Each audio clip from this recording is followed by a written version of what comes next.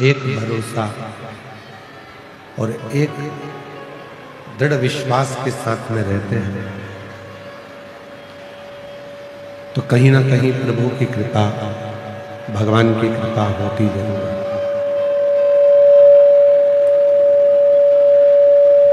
और जब व्यक्ति का भरोसा टूट जाता है, वो कहीं ना कहीं अपने मन को स्थिर करने की जगह यहाँ वहाँ भटकाता है और वो मन स्थिर नहीं रह पाता। उसको लगता है कि मैंने परमात्मा का इतना भजन किया, मैंने भगवान की इतनी भक्ति करी, इतना स्मरण किया, उसके बाद भी भगवान मेरी सुनता क्यों नहीं, भगवान मुझे कुछ देता क्यों नहीं। पर शिव कृपा कहती है, भगवान शंकर की कथा कहती है कि जब भक्ति पूर्ण और पूर्ण विश्वास के साथ में आगे बढ़ती है, पूर्ण भरोसे के साथ जब आगे बढ़ती है, तो वो भक्ति कहीं ना कहीं परमात्मा की शरणागति जरूर देती है।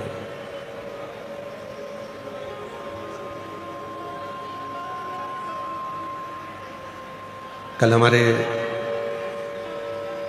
यजमान परिवार श्री प्रकाश जी की सुपुत्री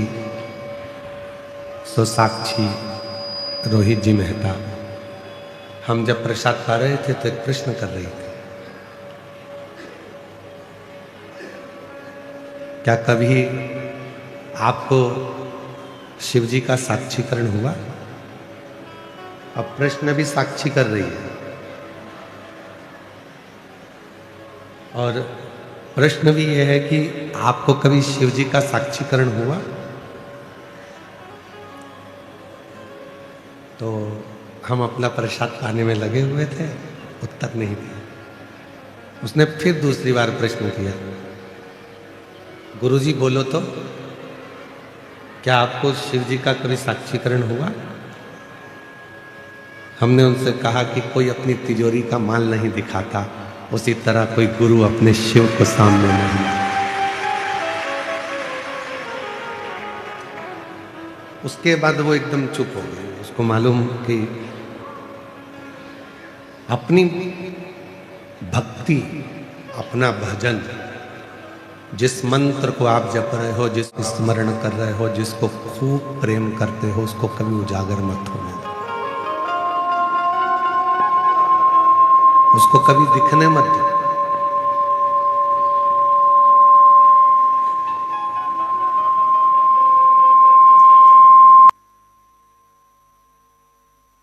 जब आपका प्यार, जब आपका प्रेम उजागर हो जाता है तो दुश्मन बढ़ जाते हैं, लोग दूरियां करने लगते हैं। जब तक वो छुपा हुआ है ना, तब तक आप प्रेम की पराकाष्ठा तक पहुंच सकते हैं।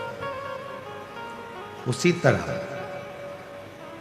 जिस परमात्मा का आप भजन करते हो, जिससे आपका दिल लगा हुआ है, जिसके ऊपर आप पूर्ण समर्पित हो, पूरा भरोसा आपका उस पर आश्रित है, उससे आप बहुत प्रेम करते हो, तो आप उस परमात्मा के प्रेम को बता नहीं सकते, क्योंकि बताएंगे तो नजर लग जाती है। उसके प्रति समर्पण।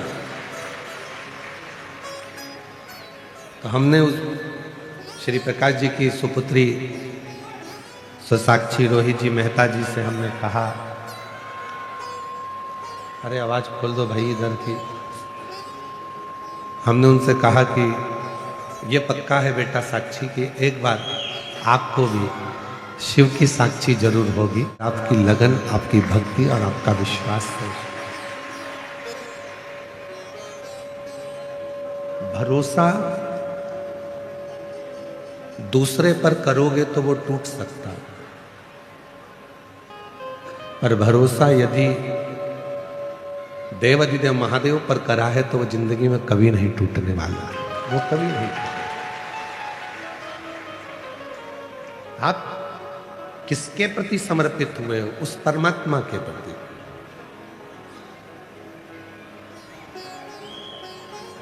आप किसके हुए हो? उस परमात्मा के। अब सौंप दिया इस जीवन का सब भार तुम्हारे हाथों। जीवन का सारा सुख, जीवन का सारा दुख, जीवन का सारा संपूर्ण क्लेश, संपूर्ण विवाद, संपूर्ण टेंशन उस परमात्मा के चरणों में छोड़।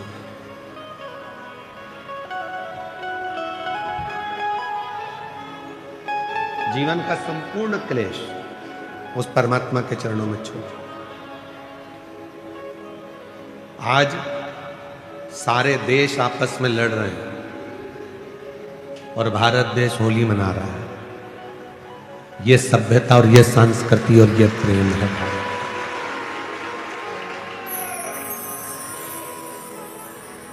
हमारा भारत, हमारा राष्ट्र, हमारी सभ्यता, हमारी संस्कृति, हमारा संस्कार हमें लड़ना नहीं सिखाता।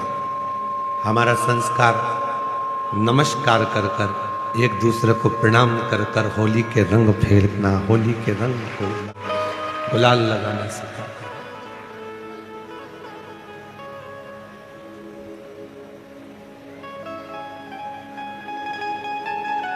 हाँ, हमारा भी बहुत मन था कि आप लोग इतनी संख्या में आए हो और आज होली प्रज्वलित होगी, जलेगी। फिर लोग 4 तारीख को, कल तो ग्रहण है 3 तारीख का, तो 4 तारीख को लोग धुरंडी मनाएंगे, होली खेलेंगे, उत्सव मनाएंगे। 5 तारीख को महादेव की होली होगी। तो हमारा भी मन था कि हम आपके साथ में गुलाल की होली खेल कर जाएं। पर हमने मन में एक विचार करा कि एक बार भगवान शिव जी से पार्वती जी ने फागुन के महीने में एक लीला रची, और फागुन के महीने में माता पार्वती जी ने एक लीला ऐसी रची शिव जी के साथ में कि माता पार्वती जी शंकर जी के सामने से ओझल हो गई, कहीं छुप गई।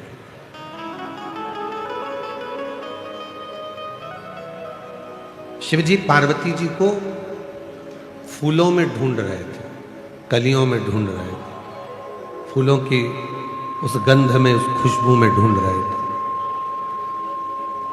अब शिव जी पार्वती जी को फूलों में ढूंढ रहे हैं और थोड़े समय के बाद भगवान शंकर भी छुप गए। तो पार्वती जी उन्हें शिव जी के चरण की जो रज है, कंकर है, जो रज है, जो धूल है, उसमें शिव को ढूंढ रही हैं, और जो भभूत है, भस्म है, उसमें शिव को ढूंढ रहे हैं। इधर से फूल फेंके जा रहे थे, उधर से भगवान के चरण की धूल फेंकी जा रही थी। जब दोनों का मिलन हुआ तो देवाधिदेव महादेव और पार्वती के मिलन पर नंदी जी ने हाथ जोड़कर निवेदन करा कि ऐसी होली हमने जगत में नहीं देखी कि प्रभु के चरण की रज जब उड़ाई जाती है, लगाई जाती है, तो उससे सुंदर कोई रंग नहीं हो सकता। कहते हैं दुनिया के सारे रंग फीके हो जाते हैं, पर शिव भक्ति का रंग कभी फीका नहीं होता। शिव के चरणों का रंग, तो हम तो इतना कहेंगे कि आप जाते जाते इस कथा पंडाल की मिट्टी कोई एक दूसरे को लगा लोगे तो समझ लेना कि आपकी होली, आपका फागुन रंगमय हो गया, आनंदमय हो गया। और चंदन है इस देश की माटी, तपोभूमि हर ग्राम है, हर बाला देवी की प्रतिमा, बच्चा बच्चा राम है। जिसके सैनिक समर भूमि पर गाया करते गीता है, उसी माटी के हल्के नीचे खेली करती सीता है।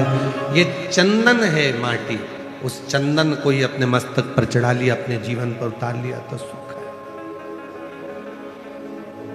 और एक निवेदन और करूं पूरे राष्ट्र से, पूरे भारत की धरा पर रहने वाले एक एक सनातनियों से, कि आप, कई लोग ऐसे हैं कि उनको होली पसंद नहीं आती, कोई बच्चा रंग डाल देता है तो लड़ने बैठ जाते हैं, कोई व्यक्ति जरा सा गुलाल देता है तो झगड़ा करने बैठ जाते हैं। झगड़ा मत करो, उसको धन्यवाद दो। घर में रह रहकर 4-5 लोगों के बीच में रह रहकर आप ऐसे मुसद्दी लाल हो गए हो कि कोई किसी को रंगीन देखना ही नहीं चाहता। कम से कम खुशियां मनाओ, तो कोई तो तुम्हें रंग में डुबोने के लिए बैठा है, जो तुम्हारी जिंदगी को रंगीन कर रहा है। आजकल की होली बस इतनी दे गई, पत्नी ने इतना सा गुलाल डब्बी में से लेके इतना सा लगा दिया, बहुत है। बहन ने भाई को इतना सा लगा दिया। अरे ऐसे रंग कर जाओ कि दूसरी बार याद आए कि पत्नी ने उस सन में जब हम शादी कर कर आए थे उसके दूसरे साल में ऐसा रंगा था, वो साल आज तक नहीं भूल पाया। तो रंगे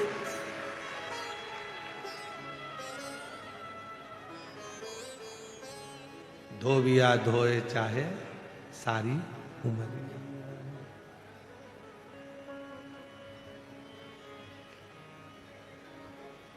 ऐसी रंगो गुरुदेव चुनर मेरी, ऐसी रंगो चुनर मेरी, ऐसी राम लक्ष्मण भरत शत्रुघ्न हनुमत मेरी चूनर मेरी। राम लक्ष्मण भरत शत्रुघ्न हनुमत मेरी चूनर मेरी।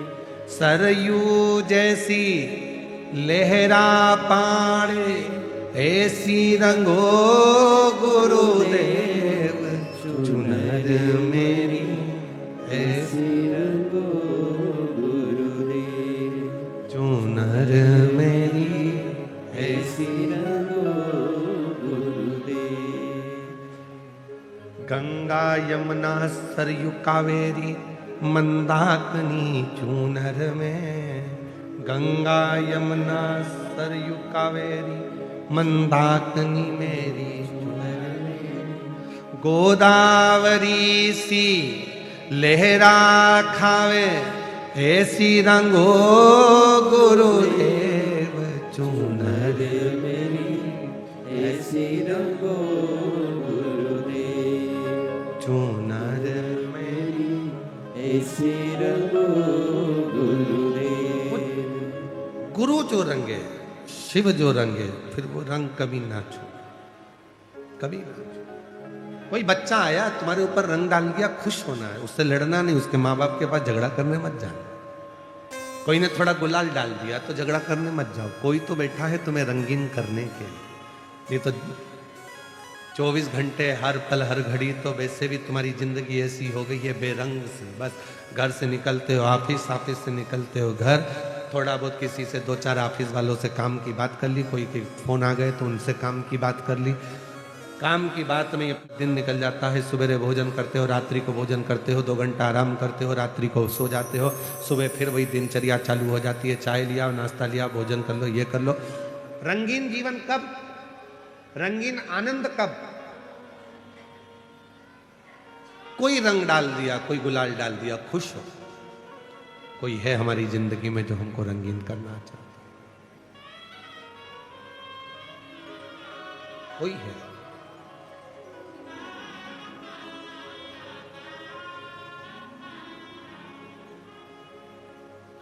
उस वो एक लाइन बहुत सुंदर है।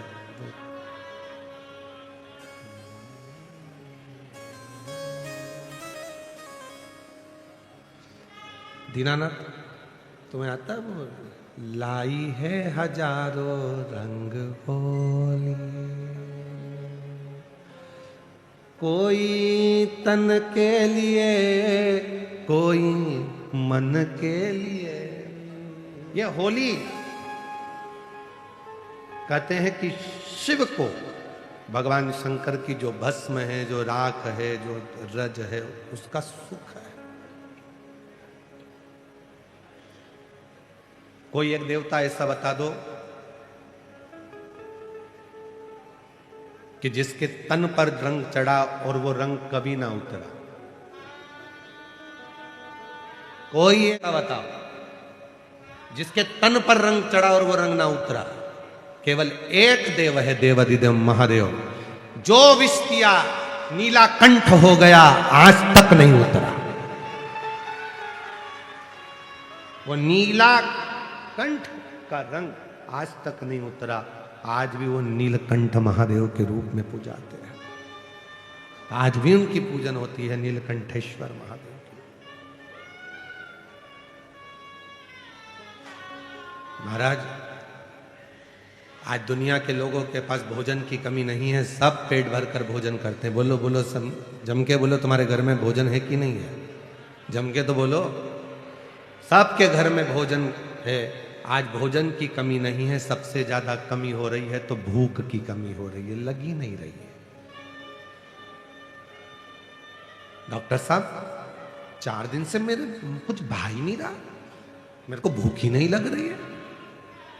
सिरप ले लो, ये सिरप पीना, थोड़ा भूख लगेगी। वो 8-10 दिन लग गई, उसके बाद वापिस वैसे। भोजन है पर भूख चली गई, भूख समाप्त हो गई, टेंशन में हो गई वो। ये दुनिया के जितने भी रोग हैं ना, ये डिप्रेशन से होते, चिंता से होते, टेंशन से होते। ये यही शुगर की बीमारी है ना, ये तुम्हारी खुद की उपज है, तुम्हारी खुद की फैक्ट्री है शुगर की बीमारी। पहले के जमाने में लोग, हम पूछो, पहले के जो बुजुर्ग लोग होते थे, जब नाथ द्वारा दर्शन के लिए जाते थे, तिरुपति दर्शन के लिए जाते थे, पंडरीनाथ का दर्शन करने के लिए जाते थे, तो वहां इतना मीठा खाते थे, इतना मीठा खाते थे, तो उनको शुगर होती थी क्या? घी गुड़, इतना बड़ा बड़ा बट्टा गुड़ का पीस पीस कर रोटी में मिला मिला के खा जाते थे। और आज के जमाने में जरा सा खलो शुगर हो जाए। पहले के लोग इतना खाते थे, जितना खाते थे उतना मीठा बोलते थे मीठा, तो उनका शुगर का लेवल बराबर हो जाता था। अंदर शुगर जाती थी और मीठा बोलते थे तो शुगर बाहर आती थी। आज के जमाने में आदमी शुगर खा तो रहा है, मीठा खा रहा है, पर मीठा बोल नहीं रहा, तो वो जीवान से शुगर बाहर नहीं आ रही, तो वो नस में घुस गई,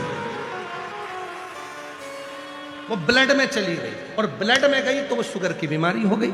खाओ मीठा, पर मीठा बोलो तो सही। भाभी जी कैसे हो, काका जी कैसे हो, मामा जी कैसे हो? मिठास इतनी जीवान से निकालो कि वो शुगर तुम्हारे ब्लड में ना आ जाए, तो शुगर लेवल में रहेगी। शुगर लेवल खा तो रहे हो पर निकल नहीं रहे।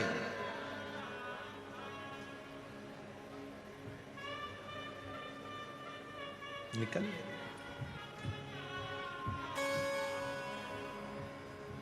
पति पत्नी से कहता है, थोड़ा मीठा बोल लिया कर। पत्नी पति से कहती है, दिन भर दुकान से आते हो, ऑफिस से आते हो, काम से आते हो, इतना चिड़चिड़ घर में करते हो, थोड़ा मीठा बोल लिया करो। गई सास बहू से कहती है, बेटा तू इतने अच्छे परिवार की, सब कुछ अच्छा, खूब काम करती है, तो खूब बहू इतना काम करती है, इतना काम करती है, पर सास से पूछा जाए कि तुम्हारी बहू कैसी है? बहुत जोरदार गुरुजी, इतनी बढ़िया बहू है, सवेरे जल्दी उठना, काम करना, ये करना, वो करना, चाय नाश्ता भोजन, कोई आया तो आतिथ्य सब करती है। फिर दिक्कत कुछ, बस केवल एक चीज खराब है, जीवान बहुत खराब। पूरा महीना अच्छा बोलेगी, एक हफ्ता अच्छा करेगी, पर वो जीवान से न जाने क्या बोल जाती है, उसे सुझ नहीं रहता। मुझे तो लगता कोई बाबा माबा लग गया इसको, इसकी जीवान ठीक नहीं। बस सब काम अच्छा है, उठेगी, बच्चों को पढ़ाएगी, खिलाएगी, सब कुछ करेगी, कपड़े भी धो देगी, तुम्हारे लिए भोजन मिला देगी, चाय भी बना देगी, सब कुछ कर लेगी, सब करेगी, पर वो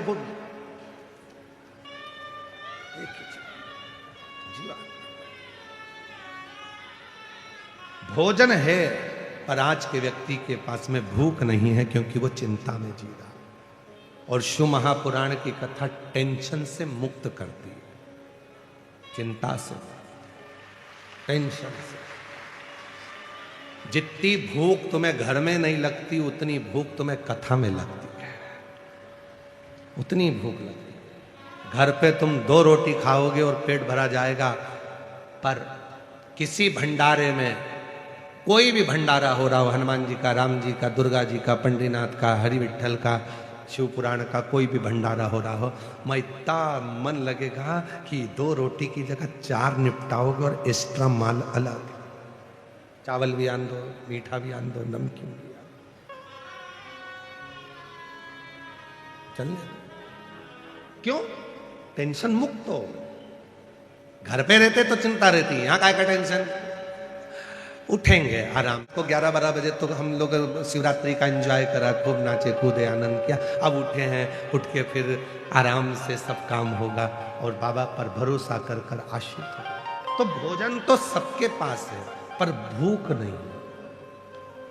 और आपसे एक बात और पूछें, आपके घर में सोने के लिए बिस्तर है कि नहीं है? जम के बोलो जरा। सबके घर में बिस्तर है ना? बिस्तर सबके घर में है।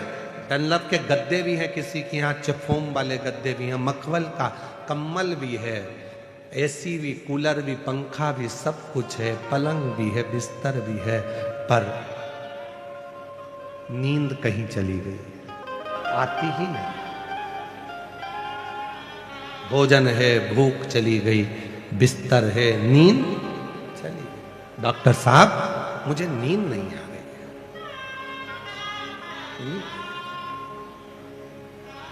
मेरी नींद नहीं चली।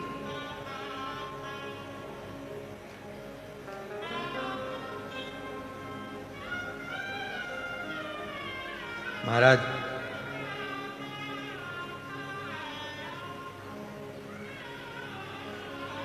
पहले मनुष्य की उम्र, गधा की उम्र, कुत्ता की उम्र, उल्लू की उम्र बराबर थी, 40-40 साल का।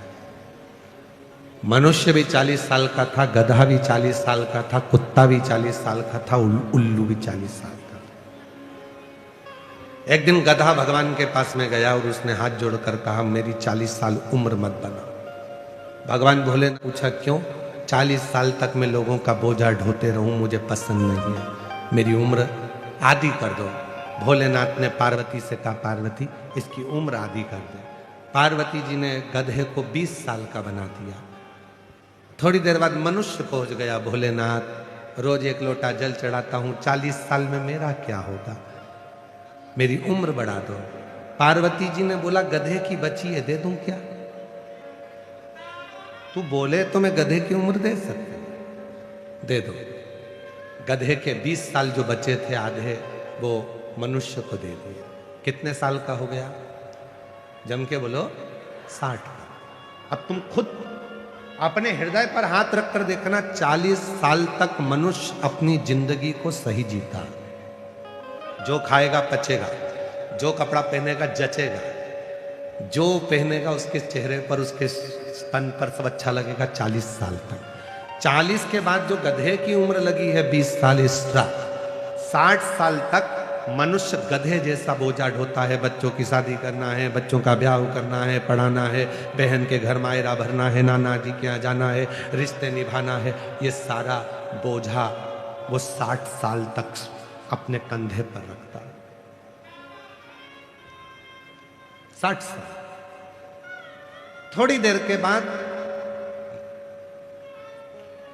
कुत्ता आ गया भगवान के पास में, भोलेनाथ मेरी उम्र 40 साल तुमने कर दी, मैं लोगों के दरवाजे पर बैठा रहूं, भौंकता रहूं, चिल्लाता रहूं, ये मुझे अच्छा नहीं लगता, मेरी उम्र कम।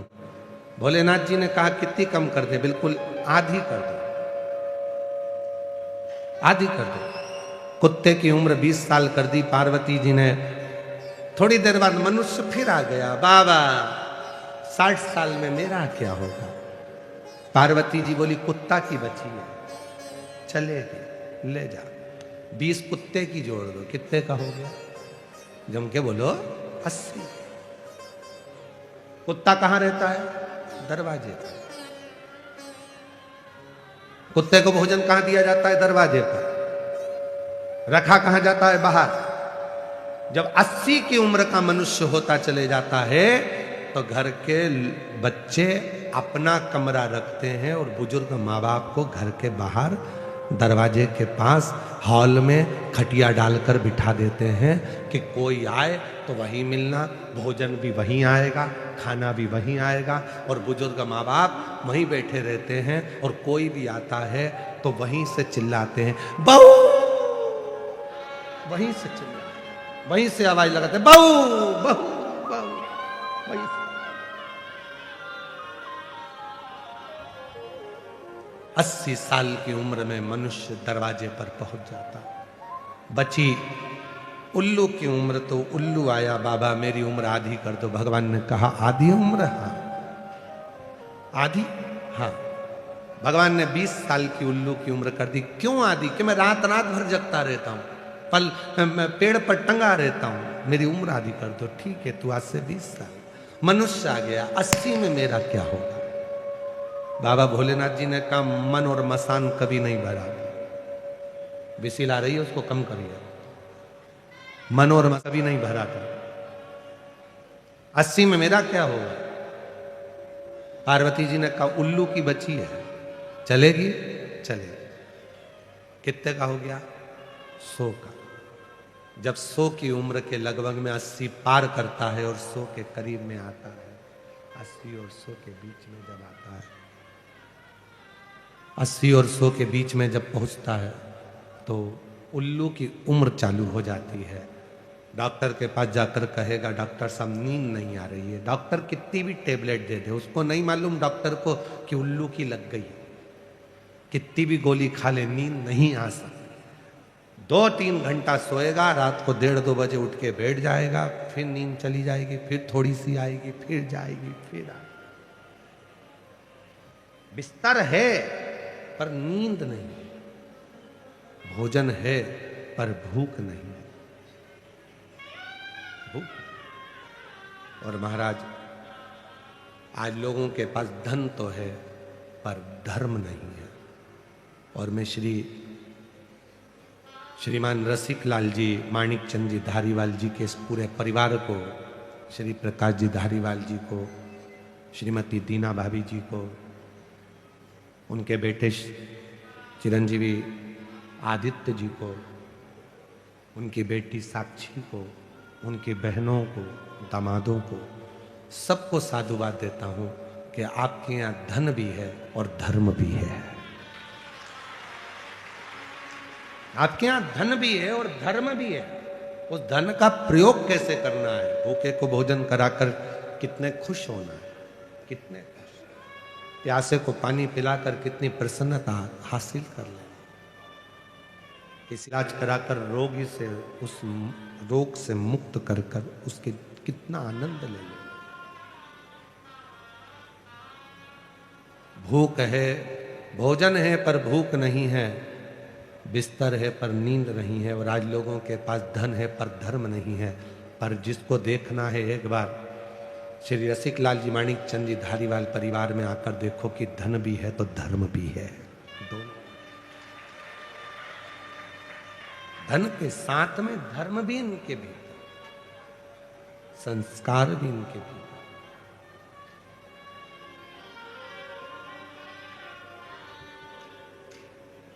तो जब धन के साथ में धर्म रहता है तो जीवन का सारा सुख, सारा आनंद, जीवन का सारा सुख अपने आप प्राप्त होने लगता है, अपने आप। आज व्यक्ति कमा रहा है पर अपने ऊपर खर्च नहीं कर पा रहा। और शिव जी ने बहुत सुंदर कथा में वर्णन किया है। शंकर जी की कथा कहती है कमाओ पर अपने ऊपर खर्च भी करो। शिव जी की कथा प्रेरणा दे रही है कि शंकर जी के मस्तक पर गंगा है, गंगा दूसरे के पास बाद में पहुंच रही है, पहले शिव जी के ऊपर वो गंगा स्नान करा रही है। पहले अपने ऊपर खर्च करो, स्वयं पर। पिताजी कीपैड मोबाइल चला रहे हैं और बेटा एप्पल का चला रहा है।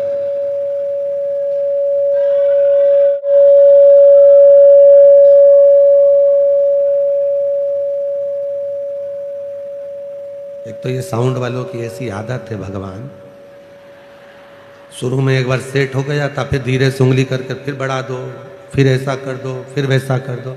एक बार जब सेट हो गया था, कथा अच्छी चल रही थी, तो उसमें हरकत करने की जरूरत क्या है तुमको?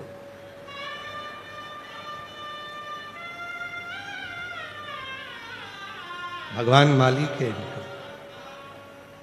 वो एक गीत याद आ गया, ओ राम जी बड़ा दुख मेरे लखन। अरे लखन को जाने तो साउंड वाले दुख।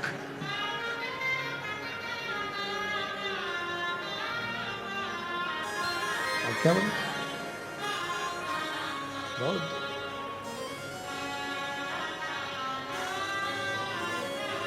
शिव तत्व को जानो, भगवान भक्ति को जानो। और जब भगवान की अविरल भक्ति, प्रेशर बढ़ा अंदर को बोलो, भगवान की अविरल भक्ति जब जीवन में सुख देती है, हम कहें फिर रसिकलाल जी का ये पवित्र परिवार, धाड़ीवार परिवार में धन के साथ में धर्म,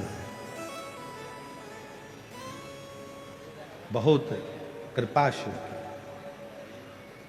और मेरी जीजियों, मेरे जीजाओं, मेरी बेटियों, बेटाओं, मेरे बुजुर्ग माँ बाप, जितने भी शिव महापुराण की कथा में बैठे हो या कथा को आस्था चैनल पर या सोशल मीडिया पर श्रवण कर रहे हो, बाबा से प्रार्थना करना आज, हे मेरे भोलेनाथ, हमारी जिंदगी में खुशियों का रंग ऐसा देना कि हम भी अपनी जिंदगी में एक बार शिव महापुराण की कथा करवा सके, इतनी संपदा दे,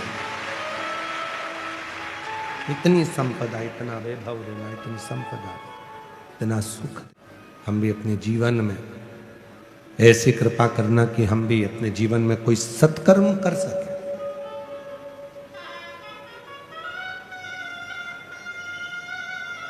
सुख,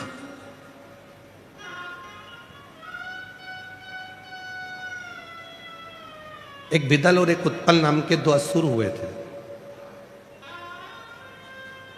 दोनों ही प्रखर थे, दोनों ही प्रबल। और उसी तरह जैसे बिदल और उत्पल दो असुर हुए और उन्होंने बहुत उत्पात मचाया, बहुत, उसी तरह दो असुर और हुए, हेती और प्रहेती। एक का नाम था हेती और दूसरे का नाम था प्रहेती।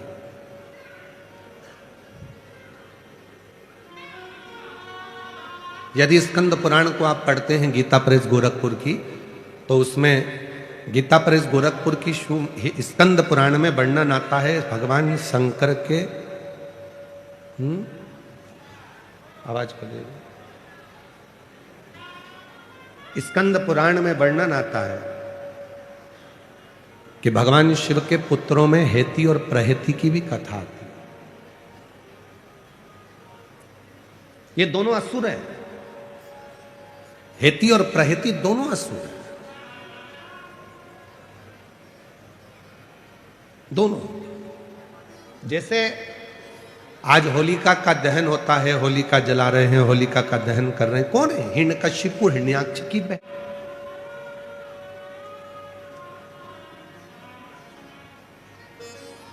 कभी आपने विचार करा कि जब ये राक्षस की बहन थी तो इसकी पूजन करने की जरूरत क्या थी? होली की पूजन दो बार होती है, एक जलने से पहले और एक जलने के बाद। लोग सुबह पूजन करने जाते हैं, कोई जलने के बाद पूजन करने जाता है। एक जलने के पहले होली की पूजन होती है और एक जलने के बाद होती है। कभी तुमने विचार किया कि होली की पूजन जलने के पहले किसकी होती है और जलने के बाद किसकी होती है? तो याद रखना, जलने के पहले जो होली की पूजन होती है वो हिरण्यकशिपु, हिरण्याक्ष की बहन होलिका की होती है, ढूंढा की होती है। और जलने के बाद जो पूजन होती है वो भक्त प्रहलाद की होती है।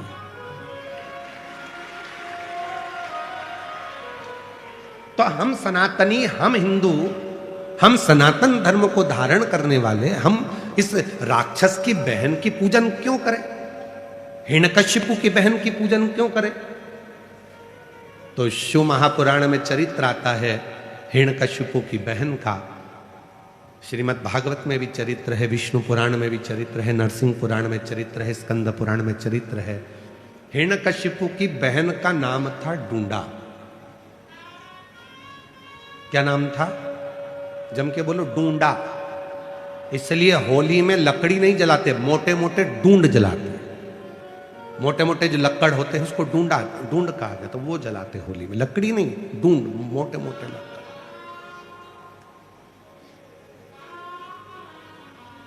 जितना हिरण्यकशिपु ने तप करा, जितना हिरण्याक्ष ने तप किया, उतना ही तप डूंडा ने भी करा। और ढूंढा ने तब भगवान ब्रह्मा जी से वर पाया, मुझे एक चादर ऐसी दे दो, उस चादर को मैं जब ओढ़ कर बैठूं तो मैं आगी में जलूं ना। ब्रह्मा जी ने तथास्तु कहकर एक चादर ढूंढा को दे दी, होलिका को दे दी। जब समय आया प्रहलाद को ले जाकर पानी में डाला, सब में डाला, पर वो मरा नहीं। तब अपनी बहन से हिरण्यकशिपु ने कहा कि तू अपने भतीजे को लेकर, तू बुआ है वो भतीजा, अपने भतीजे को लेकर गोदी में बैठ जा, आगी में चादर ओढ़ लेना, तू बच जाएगी, भतीजा चल जाए। अब ऐसे तो बुआ का नाम बदनाम हो जाता कि बुआ ने भतीजे को आग लगा दी। और कथा देखिए, दुनिया के लोग इस कथा को बहुत कुछ पलट देते हैं, पर शिव महापुराण कभी नहीं पलटी। शिव पुराण अपना पूरा उद्देश्य बताती है। चारों तरफ से अग्नि लगी, बुआ बैठ गई चादर ओढ़कर, ढूंढा अपने तन को ढककर, गोदी में प्रहलाद बैठ गया। बुआ को लगा मेरा भतीजा जल जाएगा। जब चारों तरफ से आग तेज होने लगी, भतीजा बुआ के गले लगा, तो बुआ ने अपनी चादर उतारकर अपने भतीजे पे डाल दी, खुद जल गई, अपने भतीजे को बचा लिया। बुआ खुद जल गई, अपने भतीजे को बचा लिया। उस दिन से कहते हैं कि बुआ, शादी में पहले बुआ को बुलाओ, फंक्शन हो तो बुआ को बुलाओ, अच्छा काम हो तो बुआ को बुलाओ, शादी में, ब्याह में, मंगल कार्य में सबसे पहले बुआ को बुलाओ। क्यों? क्योंकि बुआ जिस घर में आती है, घर में दुआ देती है, बद्दुआ नहीं देती है। बुआ जब मंगल कार्य में, शादी में, विवाह में, फंक्शन में आती है, तो उस घर के सारी बुराइयों को बुआ अपनी झोली में भरकर बाहर फेंक देती है और अपने भाई के घर में, अपने मायके में दुआ देती है, सब फलो फूलो, उन्नति करो। वो बुआ। अब बताओ, ऐसी बुआ की पूजन करोगे कि नहीं करोगे? जम के तो बोलो। इसीलिए हमारे यहाँ होली जलने से पहले, इसीलिए उसका नाम था ढूंढा। मरने से पहले उसने अच्छा काम कर कर भगवान की होली, इसलिए उसका नाम हो गया होली। अच्छा काम कर कर भगवान की होली, तो फिर उसका नाम होली हो गया। और वही होली का, इसलिए जलने से पहले जो पूजन होती है वो बुआ की होती है कि इतनी अच्छी बुआ जिंदगी में कभी नहीं मिल सकती, जो खुद जल गई और अपने भतीजे को बचा लिया।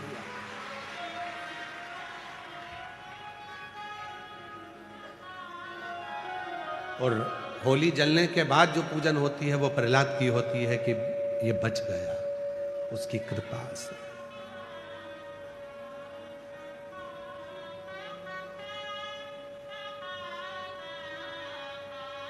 बुलाए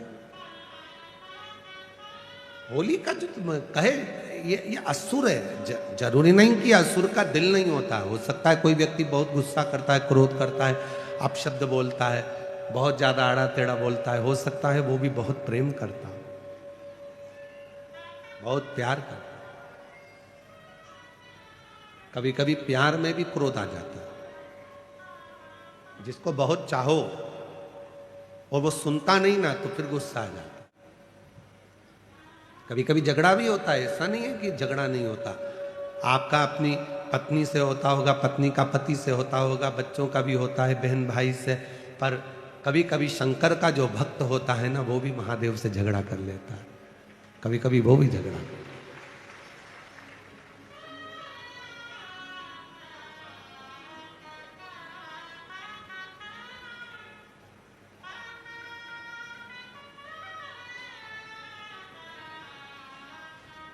गोरा जी को साथ राखे नंदी द्वारे ठाड़ा जी, गोरा जी को साथ राखे नंदी द्वारे ठाड़ा जी। रोज पानी में चढ़ाऊं सुनता क्यों नहीं महारी जी। मैं रोज तुझे जल चढ़ाता हूं, तू मेरी क्यों नहीं सुनता? कब सुनेगा? कभी कभी महादेव से भी झगड़ा हो जाता है, लड़ाई हो जाती है, नहीं आता। हेती और प्रहती ये दोनों असुर हैं, दोनों राक्षस हैं, पर उसमें हेती और प्रहती में जो प्रहती है वो थोड़ा सा नम्र स्वभाव का असुर है। वो विश्वास भी करता है भगवान पर, नारायण पर थोड़ा भरोसा, शिव जी पे भरोसा है।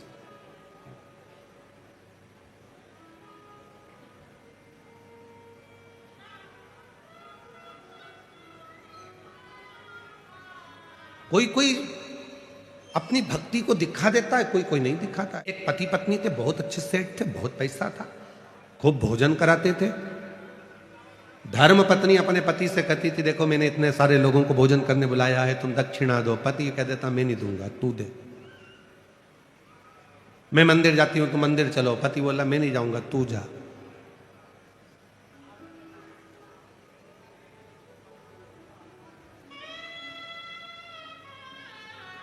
पत्नी कहती है पति से, कभी कभी भगवान का नाम ले लिया करो, राम कह लिया करो। पति कहने लगा, मैं नहीं कहता, तू कह।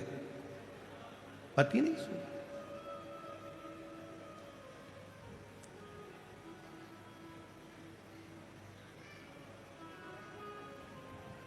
एक दिन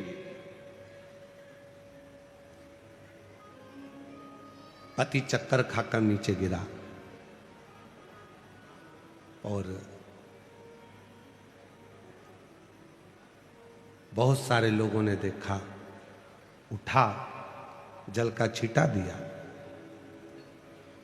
पति उठा तो लोगों ने कहा, महाराज सेठ जी आज गजब काम हुआ, तुम्हारे मुख से कभी राम का नाम नहीं सुना था, पर आज राम तुम्हारे मुख से निकल गया। सेठ जी की आंख में आंसू भर गया, नेत्र बंद कर रहा है और सेठ जी ने कहा, सत्य बोलो, क्या मेरे मुख से राम निकल गया? हां, सबसे पूछ लो, आज आपके मुख से राम निकल गया। सेठ जी ने हाथ जोड़कर कहा, जिस राम को मैंने अपनी तिजोरी में छुपा कर रखा था, आज वो निकल कैसे गया? और सेठ जी ने प्राणों को त्याग दिया। जिस राम को मैंने छुपा कर रखा था, भक्ति दिखाई नहीं जाती, भक्ति को दिखाया नहीं जा सकता। मैंने जिसको अंदर छुपा कर रखा, उसे कैसे प्रस्तुत कर दूं?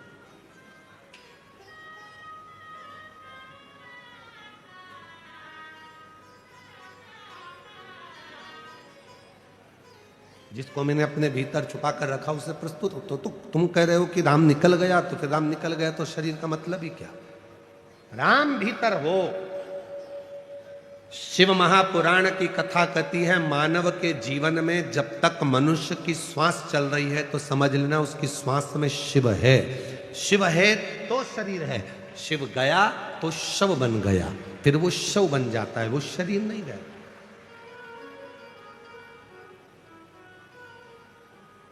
और करना क्या है? शिव जी के मंदिर में हम जाकर एक लोटा जल क्यों चढ़ाते हैं? आपको जल की महत्वता मालूम है? क्यों सीवर वाला बाबा कहता रहता है कि एक लोटा जल सारी समस्या का हल? क्यों कहता है कि मंदिर जाओ, मंदिर जाओ, मंदिर जाओ, एक लोटा जल चढ़ाओ? क्यों? क्या पड़ी उनको? शिव महापुराण की कथा कहती है, जब श्वास रूपी शिव शरीर में रमण करता है तब तक शरीर है। शिव श्वास बंद हो जाती है तो शरीर शव बन जाता है। इस श्वास रूपी शिव को, मंदिर में जो शिवलिंग होता है वो पूरी सृष्टि का भाग होता है। उस पर जब हम जल चढ़ाते हैं, हमारी जो शिव रूपी श्वास निकलती है जल चढ़ाते समय, वो तरंगे शिवलिंग पर जब पड़ती है तो ये शिवलिंग और ये श्वास का जब मिलन होता है तो हमारी श्वासों में हम जो कामना करते हैं वो कामना भोलेनाथ को पूरा करना ही पड़ता है।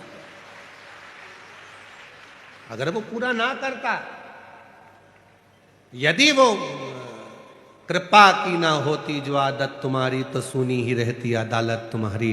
गरीबों के दिल में जो तुम जगा ना पाते तो किस दिल में होती इबादत तुम्हारी। अगर वो कृपा नहीं करता तो तुम भी इतनी लाखों की संख्या में, सुबेरे 8 बजे की कथा है, 4 बजे नहाए हो गए, 5 बजे घर से चले हो गए, तब जाकर कथा में 8 बजे बैठे हो गए और कथा सुन रहे। कोई कथा में तुम इतनी जल्दी नहा धो के नहीं जाते। तुम्हारे को टाइम नहीं मिलता, इतनी इतनी जल्दी कथा कौन जाएगा कौन जाएगा। कई लोगों के तो सोचा होगा सिरूर वालों ने, इतनी सुबह से कौन आएगा कथा में। 8 बजे महाराज जी ने कथा रख दी, सुबह 8 बजे से कथा, कौन आएगा कौन आएगा कौन आएगा। आकर देखिए लाखों की संख्या में पंडाल भरे पड़े हैं और लोग बाहर बैठे हैं। कृपा की ना होती जो आदत तुम्हारी, तो सुनी ही रहती अदालत तुम्हारी। अगर तुम कृपा नहीं करते तो यहां कौन आता। पर उसने कृपा करी है, उसने दिया है, तो आपको भी मालूम है कि वो पंडाल में जाकर सुना है ऐसा, मेहमान जाते हैं, बुआ जी जाती है तो भतीजे के हाथ में 150 देकर जाती है, मामा जी जाते हैं तो कुछ देकर जाते हैं, मेहमान जाते हैं तो घर के बच्चों को कुछ देकर जाते हैं। और मेरा भोलेनाथ 7वें दिन की कथा विराम कर कर जाता है तो आपकी गोदी में कुछ ना कुछ देकर जाता है। बाप है जगत का, परम पिता परमात्मा देवाधिदेव महादेव है। आज जाएगा ये कुबेरेश्वर बाबा के धाम से आई हुई कुबेर भंडारी की ये पोथी, जो कुबेर बाबा यहाँ लुटाने के लिए आए थे, इस पोथी के स्वरूप में आज चली जाएगी। उसके जाने से पहले वो अपना जो लुटा सकता है इतना देकर जाता है। लोग झोली पसार पसार कर मांगते हैं और मेरा कुबेरेश्वर बाबा, मेरा देवाधिदेव महादेव जाते जाते उनकी झोली में दे देता है। तो वो 3 महीने में फिर कथा के पंडाल में आकर बैठ जाते हैं।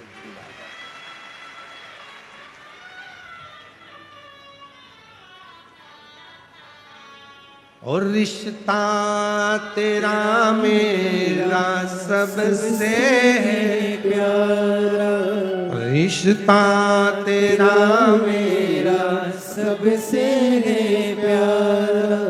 तू मेरा बाबा, मैं हूँ तेरा लाला, मैं हूँ तेरा लाला।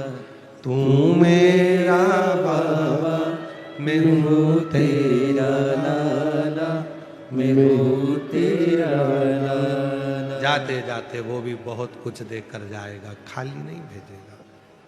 इसलिए लोग समापन के दिन एक दिन पहले शिवरात्रि मनाते हैं, दूसरे दिन रात रुककर सुबह सुबह बाबा से झोली पसार मांग कर अपने घर को चलते हैं।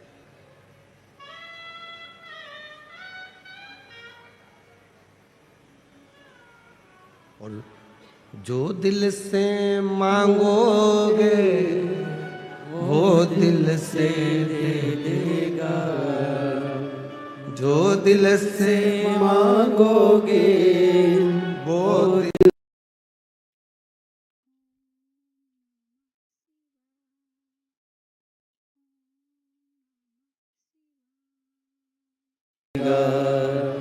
मेरा भोला भंडारी है, खाली झोली भर देगा।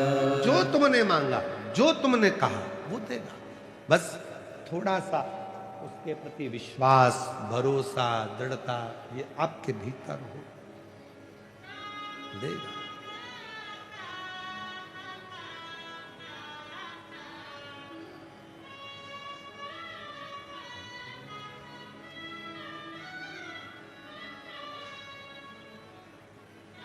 दिल से कहो, मेरा क्यों नहीं सुनता रे ओ कुबेर के भंडारी, मेरी क्यों नहीं सुनता रे ओ कुबेर के भंडारी।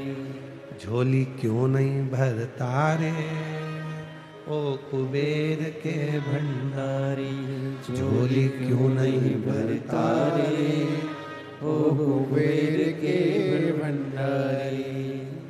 उससे प्रार्थना, उससे निवेदन, उससे विनय नित्य कर देगा। ये पत्र देखो कितना सुंदर भाव इनमें व्यक्त किया है।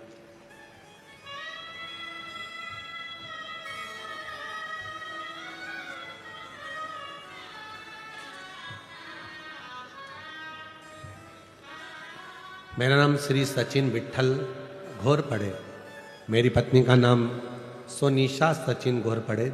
हम साईं नगर कोंटवा ऊना से आए हैं। शादी को 13 साल हो गए थे। सारे डॉक्टरों से इलाज करवाया, कहीं बैठे हो तो बच्चे को लेकर आ सकते। शादी के 13 साल हो गए थे, सारे डॉक्टरों को दिखाया, इलाज करवाया, संतान का सुख नहीं। फिर मेरी बहन खाती घड़गे मुंबई, उन्होंने कहा टीवी पर सियोर वाले महाराज जी की कथा आती है और आप सुना करो। फिर मेरी माँ पापा ने कथा सुनना प्रारंभ किया। आपकी कथा पूना में 2023 में साल में थी। वहीं पर मैंने पहली बार कथा पंडाल में सुनी। वहाँ की मिट्टी को गर्व से लगाया, सफेद आंकड़े की जड़ का प्रयोग किया और बाबा की कृपा ऐसी हुई, मेरा गर्भ ठहरा। 18 फरवरी 2025 को मेरे घर में 13 साल के बाद पुत्र रत्न की प्राप्ति हुई।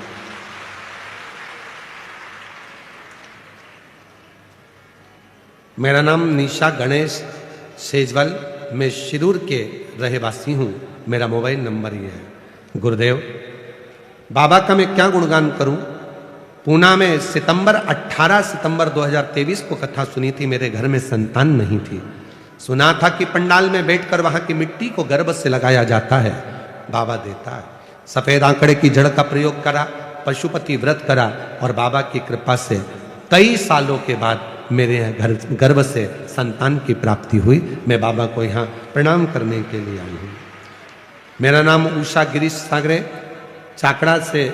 चाकड़ से आई हूँ। मेरी शादी को 5 साल हो गए थे। मुझे कोई संतान का सुख नहीं था।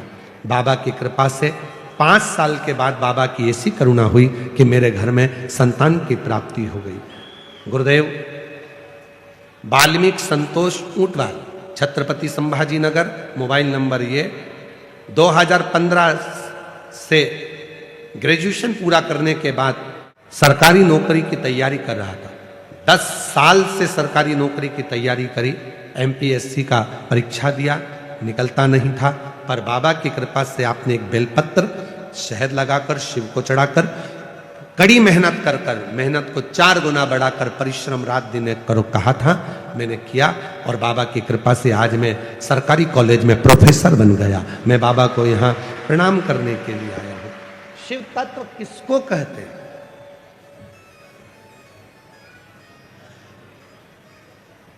आप दिल से उससे कहते हो, वो दिल से सुनता है। आप उसको भाव से कहेंगे, वो भाव से सुनता।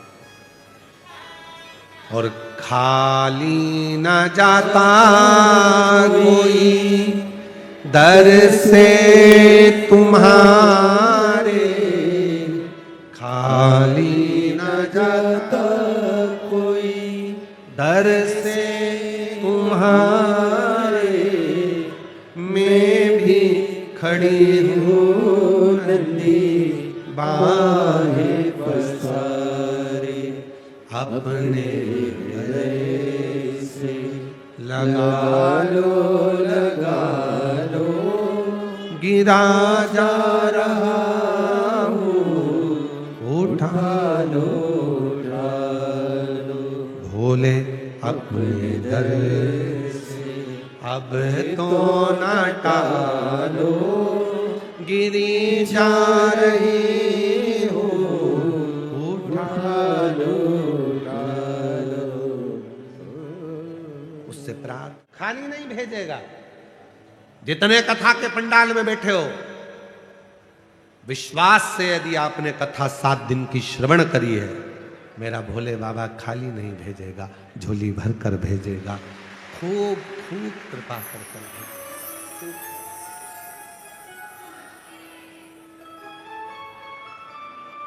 खूब करुणा कर।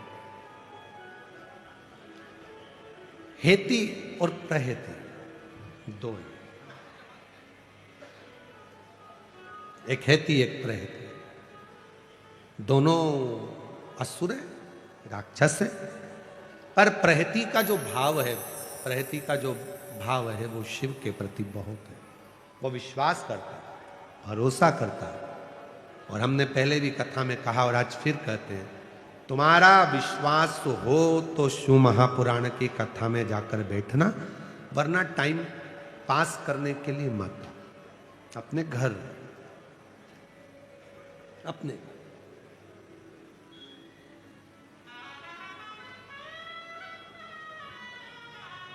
टाइम बर्बाद करने के लिए बिल्कुल मत आओ कि यहाँ पर भीड़ बढ़ाने के लिए। जैसे जैसे भीड़ बढ़ती है तो व्यवस्थाएं भी और करना पड़ती है। तो भीड़ बढ़ाने के लिए आप कथा में मत आओ। और कोई कथा में आप भले भीड़ बढ़ाने के लिए जाओ, मना नहीं है, वहां बहुत आपको बुलाया जाएगा, अनाउंस किया जाएगा, बिठाने के लिए व्यवस्था करी जाएगी, सब कुछ करा जाएगा।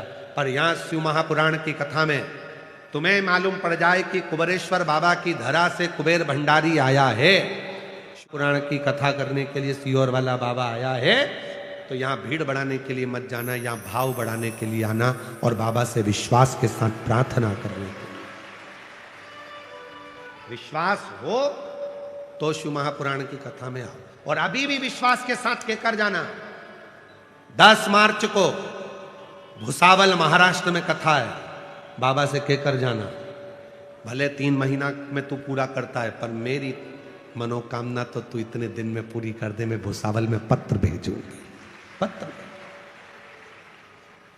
मैं वहां पत्र भेजूंगा, प्रार्थना।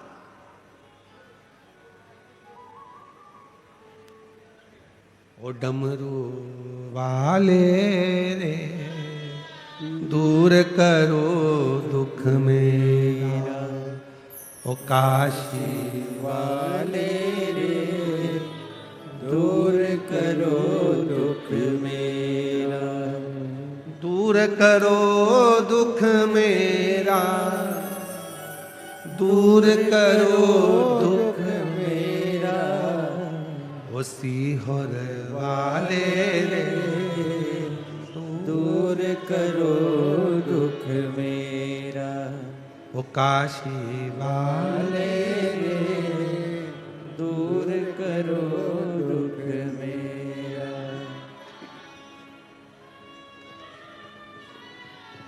उससे प्रार्थना करते रहो, उससे निवेदन करते रहो, उससे विनय करते रहो, वो सुनेगा। भाव उसे कहो तो सब कुछ, बहुत कुछ। शिव कथा कह रही है, हेती प्रहेती असुर है, पर उसमें से प्रहेती का मन शिव के प्रति विश्वास था, शिव के प्रति विश्वास, देवादिदेव महादेव के प्रति भरोसा।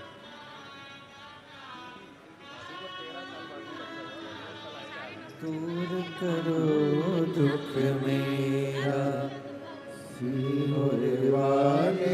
कल इनके भाभी भैया बच्चे को लेकर आए थे, 13 साल के बाद इनके भाभी की यहाँ संतान हुई। डॉक्टर मना कर दिए थे कि तुम्हारे यहाँ संतान नहीं होगी, पर बाबा की कृपा से 13 वर्ष बाद इनके भाभी की होंगे। जोरदार ताली बजाएं। दूर करो दुख मेरा कुबेर भंडारी रे, दूर करो दुख मेरा सीहोर वाले रे, दूर करो दुख मेरा।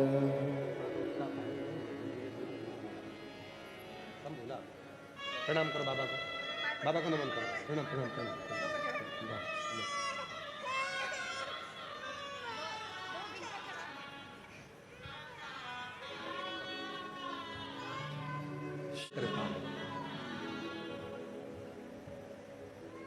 छोटा बच्चा है जो आया था गोदी में, ब्लड कैंसर है और दवा के साथ में बाबा की भक्ति भी चल रही है, तो इतना चल रहा है। ये शिव की कृपा है, शंकर की शिव तत्व और विश्वास लेकर उनकी माँ यदि इस पंडाल में आई है, तो ये भी निश्चित है कि 2-3 कथा के बाद में बाबा ऐसी कृपा करेगा कि वो पूर्ण तरह से मेरा भोलेनाथ उसको स्वस्थ कर देगा। शिव विश्वास, हेती और प्रहेती में प्रहेती का विश्वास दृढ़ था कि मेरा मन शिव में लगता है, मैं शंकर की शरणागति धारण करता हूं, शिव मेरा।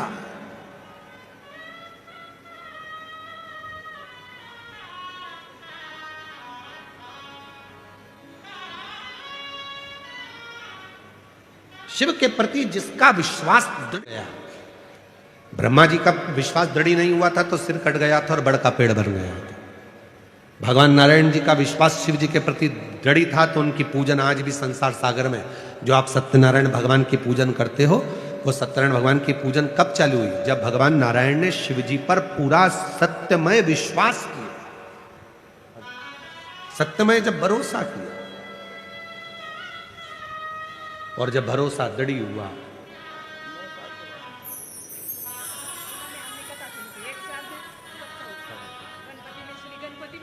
बाबा की कृपा 9 साल के बाद बच्चा हुआ है। एक बार जोरदार ताली बजाकर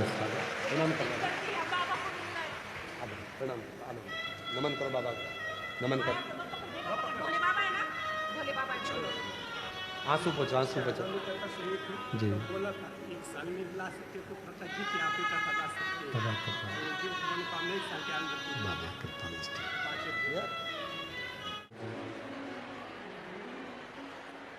विराम हो जाएगी 11 बजे। टीवी पर 1 बजे से 4 बजे तक आएगी।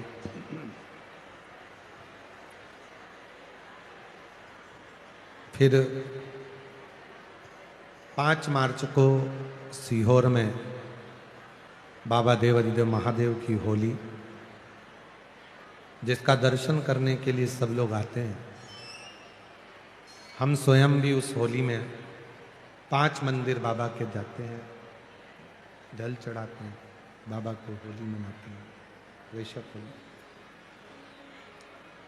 वो 5 मार्च को महादेव की होली रहेगी। 10 से 16 मार्च भुसावल में, भुसावल महाराष्ट्र में शिव महापुराण की कथा 2 बजे से 5 बजे तक रहेगी। 20 मार्च से 26 मार्च तक जयपुर राजस्थान में शिव महापुराण की कथा रहेगी। 30 मार्च से 5 अप्रैल तक आरणी यवतमाल महाराष्ट्र में शिव महापुराण की कथा रहेगी। 8 से 14 अप्रैल भीलवाड़ा राजस्थान में शिव महापुराण की कथा रहेगी।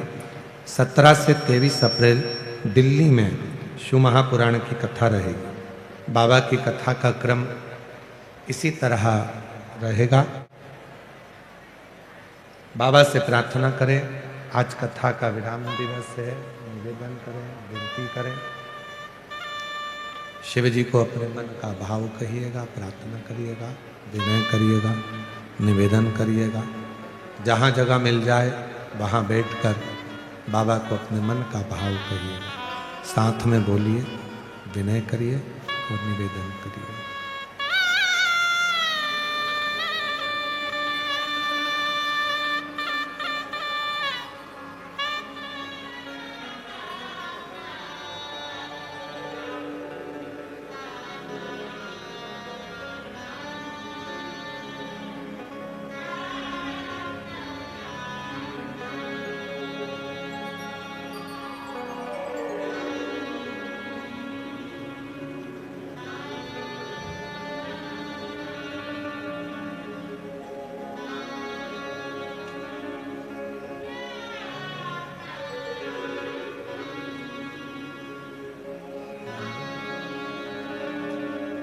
श्री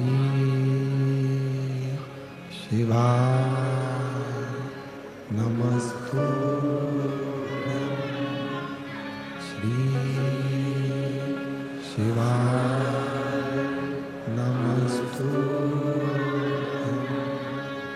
श्री शिवाय नमस्तुभ्यं, श्री शिवाय नमस्तुभ्यं, श्री शिवाय नमस्तुभ्यं। भोला सब दुख काटो हमारा, ओ भोला सब दुख काटो हमारा। शिव शंकर जपो तेरी माला, भोले बाबा जपो तेरी माला, भोला सब दुख का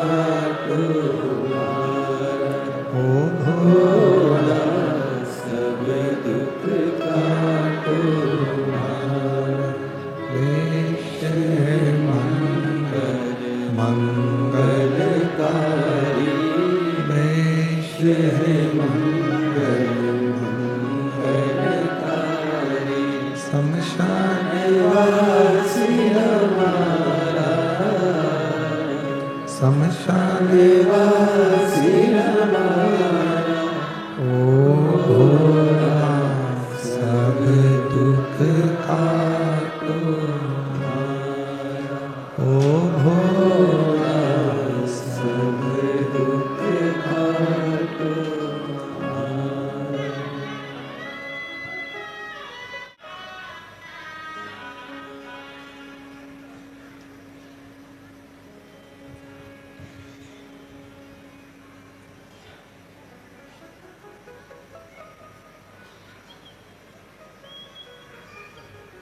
बाबा देवादिदेव महादेव भगवान शिव ओगरदानी त्रिकालदर्शी कैलाशी अविनाशी भगवान शंकर की पवित्र कथा वर्णन कर रही है। हेती और प्रहेती ये दो असुर हैं और प्रहेती का विश्वास शिव जी के प्रति प्रबल है।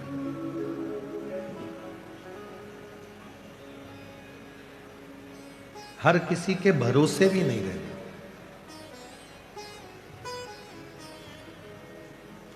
सबसे कीमती चीज है भरोसा, विश्वास। हर किसी पर कर भी नहीं सकते,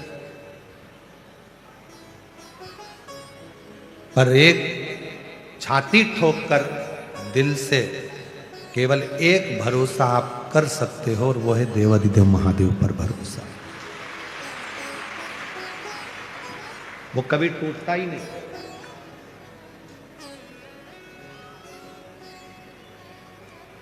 हेती और प्रहेती में से प्रहेती एक ऐसे हैं जिनका भरोसा शिव के प्रति है।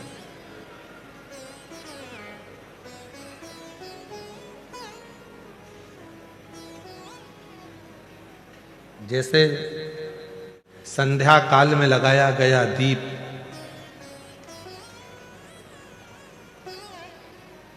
मानदेह नामक असुर का संहार कर देता है। प्रतिदिन एक नियम बनाकर रखना चाहिए कि रोज शाम के समय पर अपने घर में प्रदोष काल के समय पर एक दीप जरूर लगाना चाहिए। और यदि बेलपत्र का वृक्ष है तो उस बेलपत्र के वृक्ष के सामने भी एक दीप अवश्य लगाना चाहिए।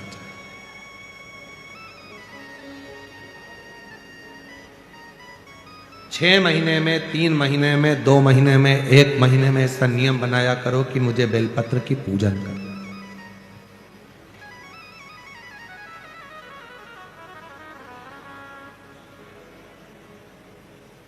स्वयं माता लक्ष्मी जी ने भगवान नारायण को पाने के लिए बेलपत्र का पूजन किया।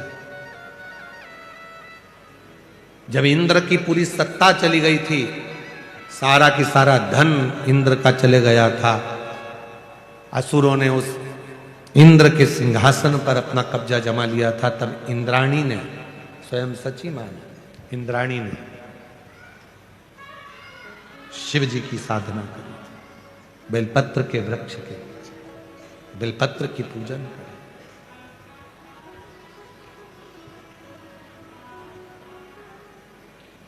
कभी दिल कर जा रहा तो कभी महीने में, 1.5 महीने में, 2 महीने में बेलपत्र के पेड़ के नीचे जल लेकर बैठो। बेलपत्र के वृक्ष के नीचे दूध नहीं चढ़ाना, बेलपत्र के वृक्ष के नीचे दही नहीं चढ़ाना, शहद घी नहीं चढ़ाना। बेलपत्र के वृक्ष के नीचे जब आप बैठते हैं, बेलपत्र पूजन का एक विधान होता है कि जब हम बेलपत्र की पूजन करते हैं तो 2 कलश पानी के भरे हुए, एक अपने सीधे हाथ की ओर, एक उल्टे हाथ की ओर रखा जाता है। पूजन की थाली बीच में रखी जाती है। 2 बत्ती का, लंबी बत्ती का, 2 बत्ती लंबी घी की जलाई जाती है। लंबी बत्ती, बेलपत्र के वृक्ष के नीचे 2 बत्ती लंबी जोड़ा बनाकर उसको जलाया जाता है। फिर दोनों हाथ में कलश में जल है, बेलपत्र के वृक्ष के नीचे दोनों हाथों का जल धीरे धीरे शिव जी का स्मरण कर कर नारायण लक्ष्मी का स्मरण कर कर, माँ आदिशक्ति गौरा का स्मरण कर कर, रिद्धि सिद्धि गणेश का स्मरण कर कर उसको चढ़ाओ। प्रार्थना करो, विनय करो, मेरे जीवन में बहुत कष्ट है, उसको मिटाना है आपको। शिव आपसे प्रसन्न होते हैं, वैसे मेरी जिंदगी भी प्रसन्न करना है आपको। जल चढ़ाकर दोनों पात्रों का थोड़ा थोड़ा जल कलश में बचा लेना है, पूरा पात्र खाली नहीं करना है, दोनों को वापस रखना है। और थोड़ी सी हल्दी पीसी हुई शिव जी के उस बेलपत्र पर लगाएं, थोड़ा कुंकुम वो भी बेलपत्र पर लगाएं। 7 दाने अक्षत के, केवल 7 दाने अक्षत के बेलपत्र को छुआकर अपनी थाली में रख लें। घर पर जब जाएं तो वो 7 दाने अक्षत के और बेलपत्र के वृक्ष में जो चढ़ा हुआ थोड़ा सा जल बचा कर लाए हो, वो घर में छींट कर 7 दाने पूरे घर में डालना प्रारंभ करें। महीने में, 2 महीने में, 3 महीने में एक बार करिए। जीवन में किसी के आगे हाथ फैलाने की जरूरत नहीं पड़ेगी, इतनी संपदा बाबा ने, इतनी संपदा।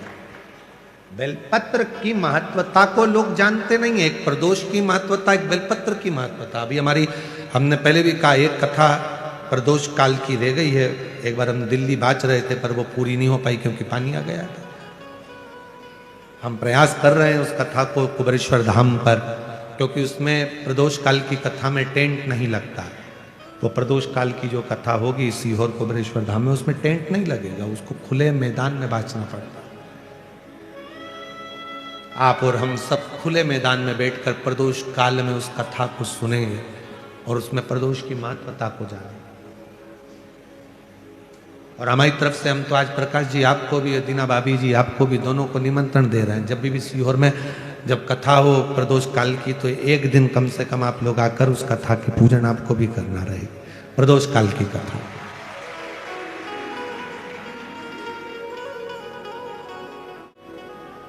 अभी तो नहीं है, पर जब भी तारीख निश्चित होगी, 1-2 साल में, जब बाबा कृपा करेगा तब उसको रखेंगे। पंडाल में भले तुम्हारे लिए हम सोने के लिए पंडाल लगा देंगे, पर कथा सुनने के लिए तो आपको मैदान में ही बैठना पड़ेगा, खुले आसमान।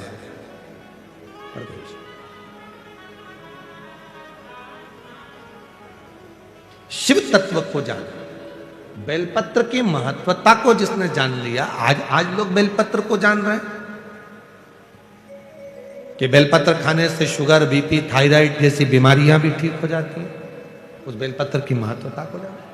और फिर निवेदन है, आपके शरीर में कष्ट है तो बेलपत्र का सेवन करो। रोज रोज बेलपत्र वैसे ही नहीं खाना।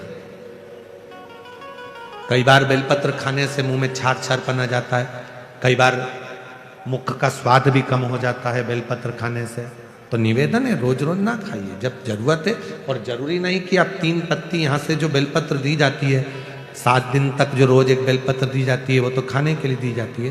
पर समापन के दिन की बेलपत्र तो खाने की नहीं रहती, उसको तो ले जाकर लोग लाल कपड़े में बांध अपने घर में रख देते हैं तिजोरी में। आखिरी दिन की बेलपत्र तो वैसे भी तिजोरी का भंडार के लिए होती है। तो जो बेलपत्र होती है, जरूरी नहीं कि तुम पूरी बेलपत्र खाओगे तो दवाई असर करेगी।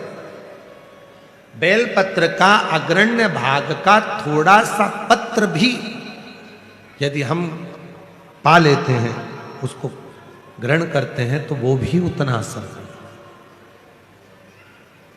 और रोज खाने की जरूरत नहीं है। रोज अगर शिव मंदिर जा रहे हो, शिवालय जा रहे हो, शंकर जी के मंदिर जा रहे हो तो बेलपत्र लाओ, वहां से मना नहीं है। उसको इकट्ठा करो, एकत्रित कर सुखा लो। सुखाकर रोज शिव जी की चढ़ी हुई बेलपत्र को सुखाकर फिर उसका चूरा बना लो। जब तुम्हें लगे कि शुगर गड़बड़ हो रही है, बीपी गड़बड़ हो रहा है, थायराइड गड़बड़ हो रहा है, तो एक चुटकी उसमें से लेके निगल लो, पानी पी लो। बाबा की कृपा से आधा घंटा, 1 घंटे में वो sugar, BP, thyroid sub level में आना प्रारंभ हो। उस बेलपत्र की महत्वता को जिसने जाना, कभी कुबेरेश्वर धाम जाओ तो कुबेरेश्वर बाबा के धाम पर जो 200-300 साल पुराना, जो 300 साल के ऊपर पुराना बट वृक्ष है, जहाँ बाबा बैठे हैं, बटकेश्वर महादेव, उसका दर्शन करो। उस पेड़ की छांव में बैठकर बाबा का मंत्र जाप करो। अभी अभी हमने थोड़ा सा उसको बंद कर दिया था, क्योंकि वहाँ बाबा के जोड़ा घूम रहा था, तो वो शरीर पर चढ़ जाता था, इसलिए अब स्थान पर वहां जाना थोड़ा बंद कर दिया था, पर पुनः वापिस उसको खोल दिया। बेलपत्र की वाटिका है छोटी सी, उस बेलपत्र की वाटिका के पास में बैठकर भगवान शिव का नाम उच्चारण करो, नाम स्मरण, शिव भक्ति करो जहां तक हो सके, शंकर की अविरल भक्ति को धारण करो।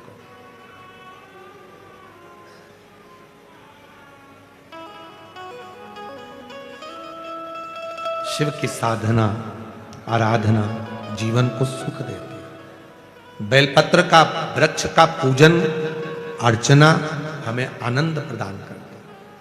हेती और प्रहेती में से प्रहेती का विश्वास दृढ़ हो गया और इतना विश्वास दृढ़ हुआ कि प्रहेती अब गलत काम नहीं करता, श्रेष्ठ करेगा। एक बार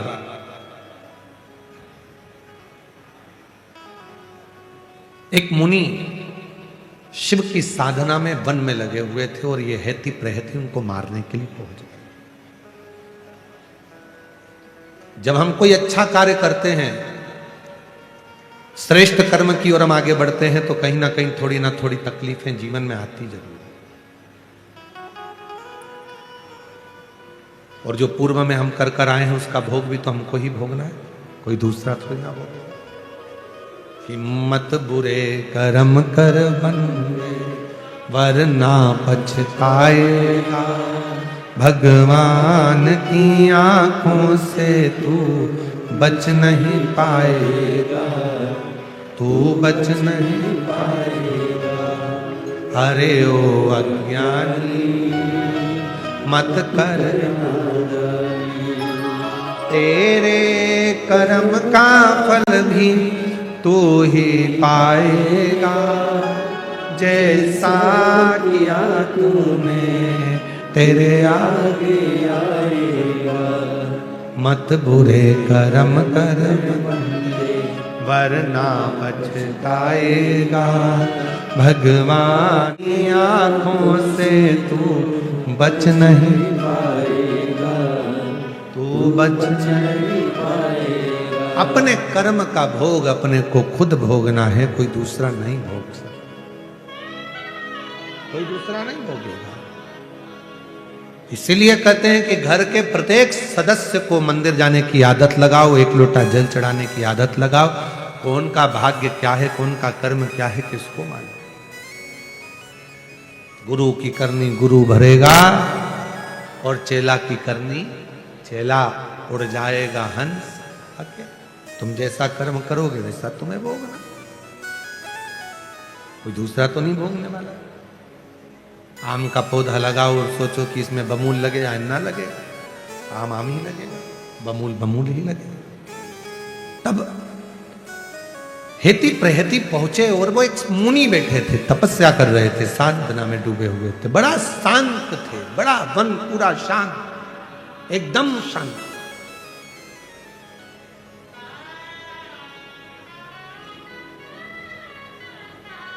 पहुंच गए हेती प्रहेती, पूछा। हेती प्रहेती ने पहले उनको भय दिखाया, हम तुम्हें खा जाएंगे। मुनि के नेत्र नहीं खुले। फिर भय दिखाया, हम तुम्हें खा जाएंगे। मुनि नेत्र नहीं खुले। एक झलक के लिए जो मुनि तपस्वी साधक सन्यासी संत तप करते हैं, साधना करते हैं, वो एक क्षण के शिव आता है और आकर आशीर्वाद देकर थोड़ा सा, क्योंकि वो आता है तो अब व्यक्ति समझ नहीं पाता, एक क्षण के लिए आता। आया था कथा के चौथे दिन, एक क्षण के लिए आया था, एक क्षण। और वो आता है तो सब कुछ हिला देता है।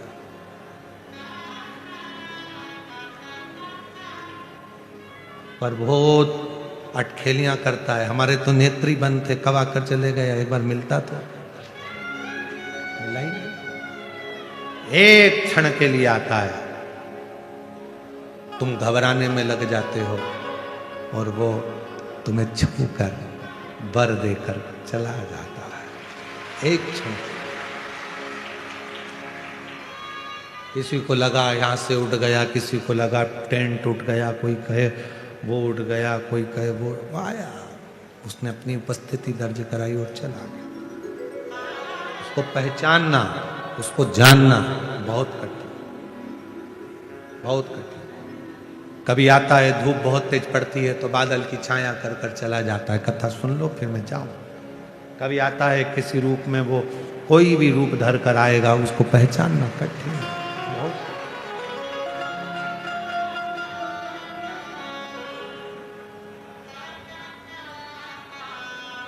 उसको जानना कठिन है। हेतिपति ने कहा, मुनिवर तुम आंख बंद करे हो, हम तुम्हें भय दिखा रहे हैं, डरा रहे हैं, तुम डर ही नहीं रहे हो। तो मुनि ने फिर नेत्र खोलकर कहा, जिसके सिर ऊपर तेरा हाथ प्रभु, तो दुख किस बात का। जब शिव सिर पर हो तो फिर दुख क्या, कष्ट क्या। और कोई दूसरे का भजन नहीं कर रहे हो, जिसने काल की गणना करी, जिसने काल बनाया उसी को महाकाल कहा गया। घड़ी का निर्माण, काल गणना का निर्माण, काल का निर्माण सबसे पहले मेरे शिव ने करा था। काल गणना का निर्णय मेरे शंकर भगवान ने करा। उसके बाद फिर रिसर्च करा, फिर देखा, फिर लोगों ने अपने अपने विज्ञानता के भाव में फिर उसको करा। पर प्रथम काल गणना शिव के हाथ। इसीलिए आप लोगों से कहते हैं घड़ी खराब हो जाए, कपड़े वाले की दुकान पर लेकर मत जाओ। कपड़ा वाला कहेगा मैं क्या करूंगा इस घड़ी का, कैसा बिगड़ गई है, सही नहीं चल रही है, देखो ना। कपड़े वाला कहेगा मेरे पास थोड़ी ना इसकी सुधराई होगी। फिर लेकर किराने वाले के पास में घड़ी मत लेकर जाओ, किराने वाला इस घड़ी को सही नहीं करेगा। वो कहेगा मैं क्या करूंगा इसका, मेरे पास थोड़ी ना औजार है। फिर इसको लेकर तुम सोने की दुकान पर, सुनार की दुकान पर मत जाओ, सोने वाला भी घड़ी को सही नहीं करेगा। घड़ी को सही करना है तो घड़ी वाले की दुकान पर जाना पड़ेगा। घड़ी वाला कह देगा मैडम सर घड़ी को रख दो, 7 दिन लगेंगे, 7 दिन बाद आकर घड़ी को लेकर चले जाना, मैं चालू कर दूंगा, ये पक्का है। वो घड़ी वाले के पास ले जाकर घड़ी को दिया, 7 दिन उसने सुधारने में लगाया और 7 दिन में घड़ी सुधार कर दे दी। उसी तरह तुम्हारा अगर समय बेकार चल रहा है, अच्छा नहीं चल रहा, तो 7 दिन शिव महापुराण की कथा में इस घड़ी वाले के पास आ जाओ, वो घड़ी सुधार देगा। 7 घड़ी सुधार, फिर तो घड़ी अच्छी चलेगी तो सब अच्छा दिखेगा। 1 बजे कल राम, 2 बजे दुराले राम, 3 बजे त्रिलोकीनाथ जपा करो प्यारे, 4 बजे चतुर नारायण, 5 बजे परमेश्वर, 6 बजे छबीले राम जपा करो प्यारे, 7 बजे सत्यनारायण, 8 बजे अंठेश्वर, 9 बजे नागेश्वर राम जपा करो प्यारे, 10 बजे दशरथ नंदन, 11 बजे गिरधारी और 12 बजे बद्री नारायण जपा करो प्यारे। ये घड़ी जब सुधरती है तो हर पल हर घंटे में वो परमात्मा याद आने लगता है और समय अच्छा चलना प्रारंभ हो जाता है, अच्छा चलेगा। पर ये इंद्रियां है ना, ये जाने नहीं देती। इंद्री सबसे बुरी। नेत्र कहते हैं कहां देख रहा है, चल इधर देख, नेत्र भटक जाता। श्रवण को, ये सब बीमारियां हैं, ये सब बीमारी। इन नैनों को रोग लगा है रोज सिनेमा देखन का, इन नैनों से दर्शन कर लो सारे रोग मिट जाए। और इन कानों को रोग लगा है रोज चुगलिया, इन कानों से शिव पुराण को सुन लो। और इस जिह्वा को रोग लगा है तेरी मेरी करने का, इस जिह्वा से श्री शिवाय नमस्तुभ्यं जप लो सारे रोग मिटे। ये सब रोग की दवा है शंकर की कथा। हेती प्रहेती ने पूछा तुम्हें भय नहीं? अरे मेरे ऊपर जब उस शिव का हाथ है, स्वयं काल अधिपति महाकाल जिसने काल बनाया गणना करी वो स्वयं मेरे साथ है, तो मेरे को क्या सोचना। घड़ी उसी को दो जो सुधार सके। अब तुम घड़ी लेके हर कहीं जा रहे हो। हम वहां गए थे हमारा काम नहीं हुआ, हम वहां गए थे हमारा काम नहीं हुआ। घड़ी की दुकान पर ले जाओगे तो सुधरेगी ना। तुम 10 जगह पे लेके जाओगे तो कोई सुधर रही है क्या? अब तुम अभी तक हम वहां भी गए, 2 अगरबत्ती ले गए, थोड़ा सा नारियल ले गए, थोड़ा सा गेहूं का दाना ले गए। किसी ने कहा तेरे घर के किसी व्यक्ति ने कुछ कर दिया है, हम उसी में भटक के रह गए। अरे क्यों जाओ? घड़ी की दुकान पे जाओ, क्यों यहाँ भटको? किराने की दुकान चले गए, भैया तुम ठीक कर दो, बहुत तकलीफ है, बहुत कष्ट है, बाबा तुम सही कर दो, बाबा तुम कर दो, बाबा खुद का सही नहीं कर पा रहे, तुम्हारा क्या खाक करेगा? घड़ी की दुकान पे तो जा नहीं रहे, फालतू में घड़ी लेके सारी दुनिया में जा रहे। एक बार भरोसा कर कर विश्वास कर कर शिव पे जल चढ़ाना प्रारंभ करो। पंडाल में बैठकर एक बार शिव पुराण की कथा सुनना प्रारंभ करो। 5 पंडाल जैसे ही शिव पुराण की कथा पूर्ण होगी, तुम्हारे मन की कामना शिव पूर्ण करना प्रारंभ करो। विश्वास घड़ी है लगाया, कोई घड़ी 7 दिन में पूरी हो जाती, कोई घड़ी 3 दिन में हो जाती, कोई घड़ी 1 ही दिन में सही हो जाती। घड़ी तो घड़ी है। एक यहाँ माता जी बैठी हैं, उनका पत्र हमने परसों के दिन पढ़ा था। पत्र ढूंढने में टाइम लगेगा, अगर वो बैठी हो तो खड़ी हो सकती है। एक माता जी बैठी जिसके लड़के की तबीयत बहुत ज्यादा खराब हो गई थी, बहुत ज्यादा खराब हो गई और विचार करा करूं तो करूं क्या। कथा में बैठी थी, सूचना मिला बेटे की हालत बहुत ज्यादा हो गई, क्या करूं? विनय करा। 3 दिन की कथा का प्रसंग है। बाबा से बाबा कुछ कर दे, कथा छूटे ना, मैं आई हूं वो घर है, छूटे ना, शाम को वापस ले आऊंगी, उसको प्रणाम कराऊंगी, पर तू उसको ठीक कर। सुना फोन आया है, बहुत हालत खराब, छोटा बच्चा। उसने पत्र में लिखा लोगों को 3 महीने में देता है, मुझे 3 घंटे में मेरे बेटे की खबर आ गई कि ठीक हो गया। कहीं बैठी हो, अगर बच्चा आया हो साथ में तो खड़ी हो सकती है। 3 घंटे में खबर आ गई कि मेरा बेटा ठीक है। तो घड़ी कोई की 1 दिन में, कभी कभी वो सेल डालना हो तो तुरंत डाल देता है। अभी रुको साहब मैं सेल डाल के देख लेता हूँ, सही चल जाए तो ठीक है। उसने घड़ी निकाली ने, पीछे की ढक्कन खोला, ढक्कन खोल के उसमें सेल फिट कराने चल गई। मैडम घड़ी तो चल रही है, सर घड़ी तो चालू है, बढ़िया चल रही है, बीच बीच में रुक क्यों जाती है? तो घड़ी वाले ने कहा इसका कांटा अड़ रहा है, तो थोड़ा सा कांटा ऊंचा करना पड़ेगा, वो अटक रहा है। कभी कभी जिंदगी ऐसी होती है, अटक अटक के चलती है, थोड़ा ठीक थोड़ा गड़बड़, थोड़ा ठीक थोड़ा गड़बड़।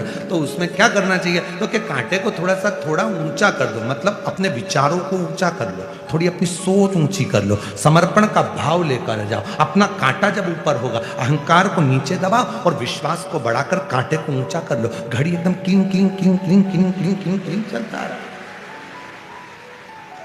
अटक गई घड़ी तो कांटा फंस रहा, मतलब तुम अहंकार में फंसे हुए हो, अभिमान में फंसे हुए, तुम और मेरे में फंसे हुए हो, चल नहीं रही।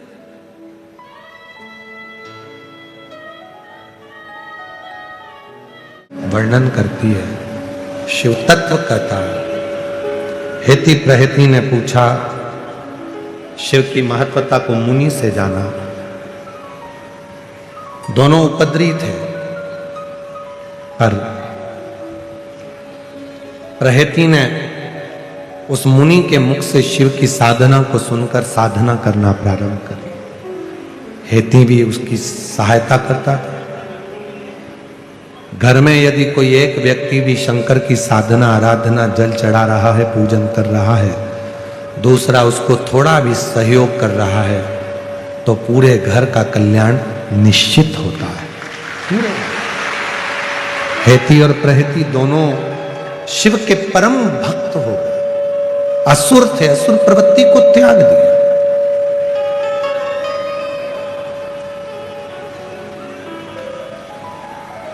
33 कोटि देवताओं में अगर कोई असुर भी अगर किसी की बात मानते थे तो शिव की बात।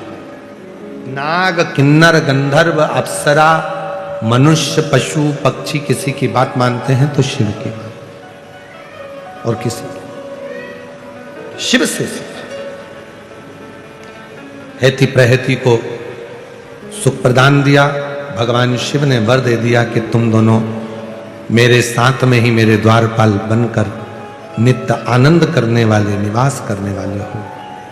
आगे वर्णन आया है सुंदर प्रसंगों में भगवान देवाधिदेव महादेव के 12 ज्योतिर्लिंग का स्मरण स्वयं तुमरुका जी चंचुला देवी को करा रहे हैं। प्रथम सोमनाथ जी का वर्णन किया। ससुर का श्राप लग गया था, काया खराब हो गई थी, तो चंद्रदेव ने शिव जी से प्रार्थना करी और काया का रोग समाप्त हो।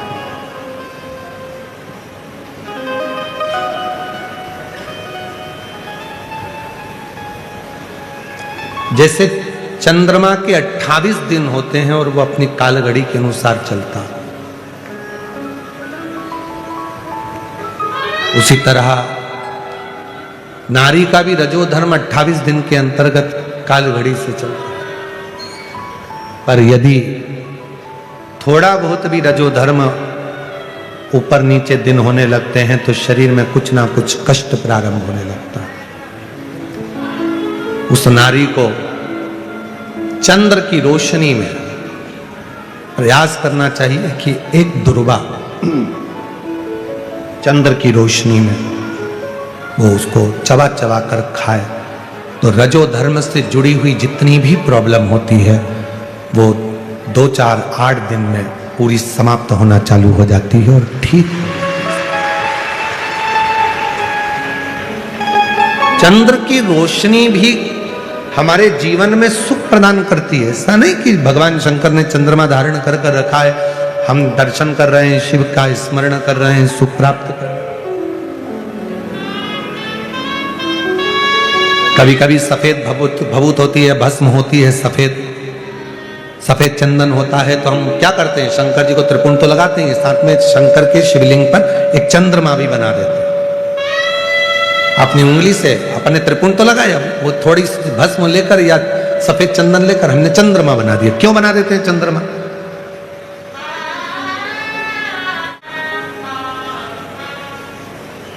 जिस बच्चे को निमोनिया हो जाता है, सर्दी बनी रहती है, जुकाम बना रहता है, निमोनिया की बीमारी हो जाती है, हापड़ी चलने लगती है, सांस चलने लगती है, फेफड़े कमजोर हो बता दिया जाते हैं, तो उसके लिए सर्वश्रेष्ठ है माँ शिव के मंदिर में जाकर जब शिवलिंग पर चंद्रमा बनाती है और उसी चंदन को लेकर आकर अपने बच्चे के वक्ष स्थल पर त्रिपुंड लगा देती है। उस चंदन का बच्चे की जो हाँप भराती है, हापड़ी भराती है, जो उसको फेफड़े कमजोर बताए जाते हैं, धीरे धीरे धीरे धीरे उसमें प्रबलता आने लगती है। क्यों हम भगवान देवाधिदेव महादेव के शिवलिंग पर जल चढ़ाते हैं? जल चढ़ाने के बाद में अपने हाथ में भी अगर चंदन भी नहीं होता है तो हम पानी पर ही चंद्र बना देते हैं। त्रिपुंड तो लगाते हैं, पानी से ही चंद्र, हाथ ही फेरते हैं, उसका फल प्राप्त। हम प्रयास करेंगे, जो भुसावल में कथा है 10 से 16 मार्च दोपहर 2 बजे से 5 बजे तक, उस कथा में हम प्रयास करेंगे चंद्रमा और स्त्री, एक नारी, एक बहन बेटी, एक चंद्रमा की पूजन साधना से किस तरह से अपने रोग को ठीक कर। बच्चेदानी में कोई गर्भाशय में गांठ हो गई, कोई चेस्ट में गांठ हो गई, कोई शरीर में गांठ हो गई, वो किसी से कह नहीं पा रही है, कोई चर्म रोग हो गया, वो किसी से बोल नहीं पा रही है, या मन से दुखी है, पति बहुत ज्यादा दारू का नशा कर रहा है, पीट रहा है, तकलीफ में है, तो उसको चंद्र पूजन से, चंद्रेश्वर मौली महादेव से, चंद्रमौली महेश्वर महादेव भगवान शंकर का नाम है, चंद्रेश्वर महादेव, चंद्र महादेव के नाम से आप कैसी साधना कर सकते हैं। तो मेरा निवेदन रहेगा, जो भुसावल के हैं वो तो पंडाल में आकर सुने, और बाकी के लोग टीवी पर भी 2 बजे से 5 बजे तक 10 मार्च से 16 मार्च तक कथा को चंद्रमौली महेश्वर शिव महापुराण की कथा के रूप में उसको सुनेंगे और धारण करेंगे कि कथा किस भाव की। शिव तत्व। और आशीष जी हमें स्मरण कराना कि चंद्रमौली कथा वहां वाचना, तो हमारे स्मरण में ना रहे तो लिख के एक पर्ची आपको देना कि चंद्रेश्वर महादेव के नाम से उस कथा का स्मरण। और आशीष भूल जाए तो आस्था वाला तुम याद करके लिख के देना, ठीक है? कि चंद्रमा और स्त्री के ऊपर जो कथा है, भगवान शंकर ने स्वयं मां पार्वती को अमरनाथ की गुफा में जो कथा कही थी, उसमें से एक संवाद चंद्रमौलेश्वर महादेव का था। नारी के दुख कैसे समाप्त, स्त्री की तकलीफ कैसे समाप्त, उस पर वो कथा का संवाद है, शिव कथा का। भगवान शंकर सोमनाथ जी के रूप में पूजाए। फिर आगे वर्णन आया भगवान शंकर के सुंदर स्वरूप का। षडानंद कार्तिकेय को मनाने के लिए गए, भगवान स्वयं मल्लिकार्जुन के रूप में पूजाए। वर्णन आया दूषण नाम के राक्षस के संहार के लिए भगवान कालाधिपति महाकाल बन गए। विंध्य नामक पर्वत के तप करने से भगवान ओमकार बनकर दर्शन दिए, ओमकारेश्वर बन गए। नर नारायण को दर्शन देने के लिए केदारनाथ बन जाते हैं। भीम के बेटे, कुंभकर्ण के बेटे भीम का संहार करने के लिए भीमा शंकर बन जाते। मनु शत्रुपा के लिए विश्वनाथ बन गए। गौतम बाबा की धर्म पत्नी अहिल्या के कहने पर गौतम बाबा पर से गौ हत्या के दोष को मिटाने के लिए त्र्यंबकनाथ बन जाते हैं, त्र्यंबकेश्वर बन जाते हैं। शायद आने वाला साल गोमती के तट का, नासिक का महाकुंभ लेकर आ रहा है, सिंहस्थ लेकर आ। पूरे महाराष्ट्र वालों का गौरव है वो कुंभ भी, वो कुंभ भी पूरे महाराष्ट्र का गौरव है, आनंद का। हम भी प्रयास करेंगे, अगर महाराष्ट्र सरकार थोड़ी जगह देकर 7 दिन की कथा की अगर दे दे तो हम भी प्रयास पर अंदर तो इतनी जगह मिलने वाली नहीं है। तुम इतने सारे तो पहले से ही हो, और ऊपर से कुंभ की कथा हो जाएगी तो ढेर बड़े और आ जाओगे। तो फिर भी हम महाराष्ट्र सरकार से बात करेंगे, और प्रकाश भाऊ कहाँ हैं, वो भी थोड़ी बात करेंगे। तो सब मिलकर जब महाराष्ट्र सरकार से बोलेंगे तो एक जगह, और वो कथा कोई दूसरा नहीं कराएगा, आप और हम 6-7 जजमान इकट्ठे हो जाएंगे और कुंभ की कथा ऐसे ही पंडाल लगाकर ऐतिहासिक करने का प्रयास करेंगे। जो जजमान बनेंगे वो जजमान बन जाएंगे, और जो आयोजन करेंगे, और भोजन भंडारे का तो टेंशन अपने को लेना नहीं है, तुम सब हो और भोले की कृपा तुम सब पर है, तो क्या सोच रहे। और फिर साथ में अपने प्रकाश भाऊ भी हैं, धाड़ीवार परिवार, तो क्या सोच। तो सबके सहयोग से, सबके साथ से अगर महाराष्ट्र सरकार कोई जगह देगी कि हाँ इतनी जगह में आप कर लो और आयोजित कर लो, तो करेंगे। और अगर उनको लगता है कि नहीं, थोड़ा भीड़ और ऊपर से कुंभ और ऊपर से ये कथा का कुंभ, तो फिर तो बहुत मुश्किल हो जाए, तो फिर श्री शिवाय नमस्तुभ्यम भी करेंगे, आनंद लेंगे। तो यहाँ शिव तत्व को, वो कथा सबकी रहेगी। उसको अपन कह देंगे कि त्र्यंबक बाबा की कथा, उसको कह देंगे माँ गोदावरी की कथा, बिटले सेवा समिति। बोलबम का नारा है, तो तुम अभी से तैयारी मत करना, नहीं तो तुम तैयारी करके बैठ जाओ। अच्छा छोटी मोटी खजूर वाली बना क्या तैयारी करके, नहीं अब तो हो गई तैयारी, अभी अभी बात करेंगे, अभी बात चलेगी तब सोचेंगे। कहीं बाहर भी जगह देखेंगे थोड़ा दूरी पर मिले। हम तो चलते हैं, हम तो बाबा के भरोसे चलते हैं। और बाबा से निवेदन कर कर जाते हैं, आप लोगों में से कई शिव भक्तों को मेरे बाबा ऐसी कृपा कर देना, जब कुंभ में अगर कथा करने आए तो इनमें से 10-20 जजमान तैयार कर देना, इतना भंडार इनका भर देना। ऐसी कृपा। भैया लोग तो अभी से हाथ हिला रहे हैं कि हम तैयार हैं, अब तो कथा करो। भाई लोगों के हाथ हिल रहे हैं। शिव कृपा करेगा, बाबा करेगा, और उस कथा की दिव्यता को धारण करेंगे जैसा शिव चाहेंगे। त्र्यंबकनाथ माँ गोदावरी जैसी कृपा करेगी, वो सब होगा। हम और आप नहीं सोचेंगे, सब लोग सोचेंगे। शिव कथा कर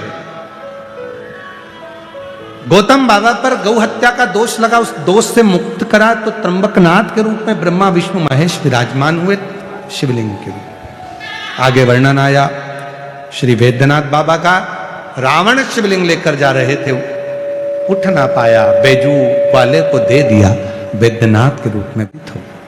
वर्णन आया है दारुक नाम के राक्षस का संहार करा, शिवजी नागेश्वर के रूप में बैठे, राम जी द्वारा पूजित होकर रामेश्वर हो गए।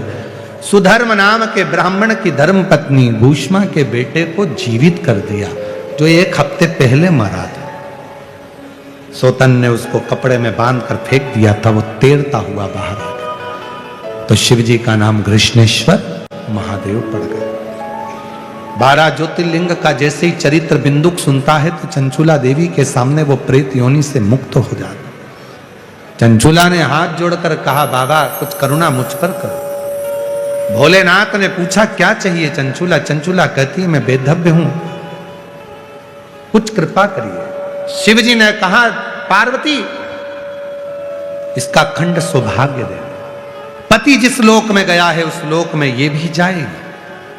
भगवान ने वर दे दिया, जो नारी, जो स्त्री, जो बेटी, जो बेटा, जो पुरुष, जो बच्चा, जो वृद्ध किसी भी रूप में शिव महापुराण की कथा को इस कलिकाल में सुनेगा, कथा के उस व्यासपीठ के सम्मुख में बैठकर जो मांगेगा, शिव कहते हैं उसको मैं पूर्ण करने के लिए उसके घर जाकर उसका भंडार बनूं, वर प्रदान कर। चंचुला खंड सौभाग्यवती हो। तुमरुका जी ने वर मांग लिया, बाबा कलिकाल बढ़ता जाएगा, कलयुग बढ़ेगा, उस कलयुग में कोई साधन, तो शिव जी ने कहा एक ही साधन है, शिव महापुराण की कथा। लोग भटकेंगे, नए नए चमत्कार दिखाकर, ना जाने कौन कौन सा आडंबर दिखाकर लोग संसार के लोगों को अपनी ओर आकर्षित करेंगे। उस समय पर कली काल में यदि कोई दिल से शिव महापुराण की कथा को श्रवण कर लेगा और मेरी कथा पर पूर्ण विश्वास कर लेगा, उसको किसी आडंबर में जाने की जरूरत नहीं पड़ेगी। शिव कहते हैं खुद कृपा कर। मस्तक की बेलपत्र उतारी शिव जी ने, शिव पोथी को समर्पित करी। बाबा की ये पवित्र कथा सुंदर आनंद के साथ में बाबा की ये दिव्य कथा पूर्ण होती है। श्रीमान रसिक लाल जी माणिक चंद जी धारीवाल, स्वर्गीय श्रीमती कमलाबाई रसिक लाल जी धारीवाल की स्मृति में श्री प्रकाश जी रसिक लाल जी धारीवाल, श्रीमती दीना जी प्रकाश जी धारीवाल, चिरंजीवी आदित्य प्रकाश जी धारीवाल, धारीवाल परिवार, पीआर धारीवाल फाउंडेशन, माणिक चंद उद्योग समूह, शिरूर, घोड़ नदी, पुणे इस कथा के दिव्य आयोजन को कराए। प्रकाश जी की बहन श्रीमती उज्ज्वला ताई, प्रकाश जी लुंकड़, श्रीमती सुरेखा जी, सतीश जी चोपड़ा, श्रीमती कल्पना जी, अनुपम जी लुणावत जी, प्रकाश जी की बेटी सोसाक्षी, रोहित जी मेहता, ये पवित्र दिव्य कथा के दिव्य आयोजन को कराए हैं। ये कथा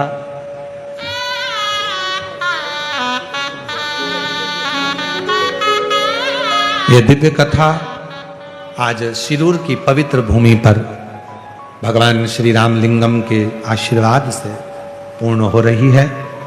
होली की दिव्य दिव्य बधाइयां हम आपको दें।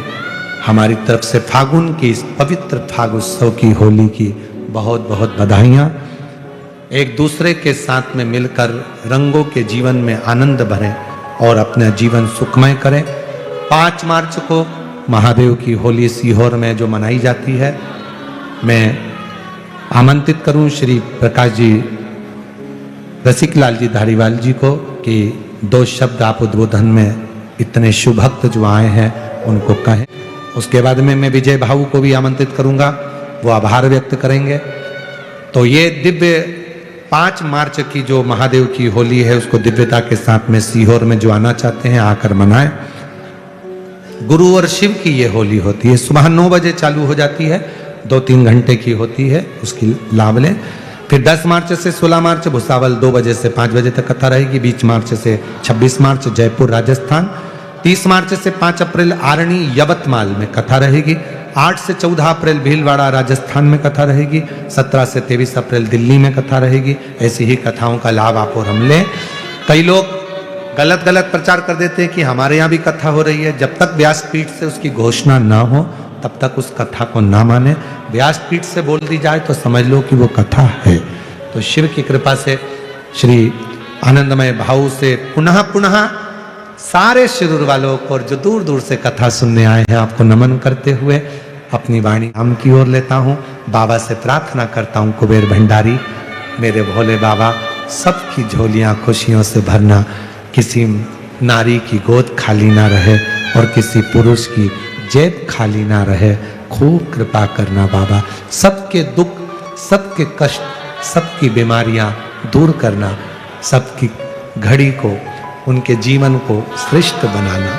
श्री शिवाय नमस्तु, श्री शिवाय नमस्तु, श्री शिवाय नमस्तु, श्री शिवाय नमस्तु, श्री शिवाय नमस्तु। अपने अपने घर के दरवाजों पर, दीवालों पर, गाड़ियों पर, शोरूम पर, फैक्ट्रियों में श्री शिवाय नमस्तुभ्यम का एक ये मंत्र जरूर लिखें, चिपकाएं, जिससे तुम्हारा जीवन सार्थक हो। सबको नमन। हर हर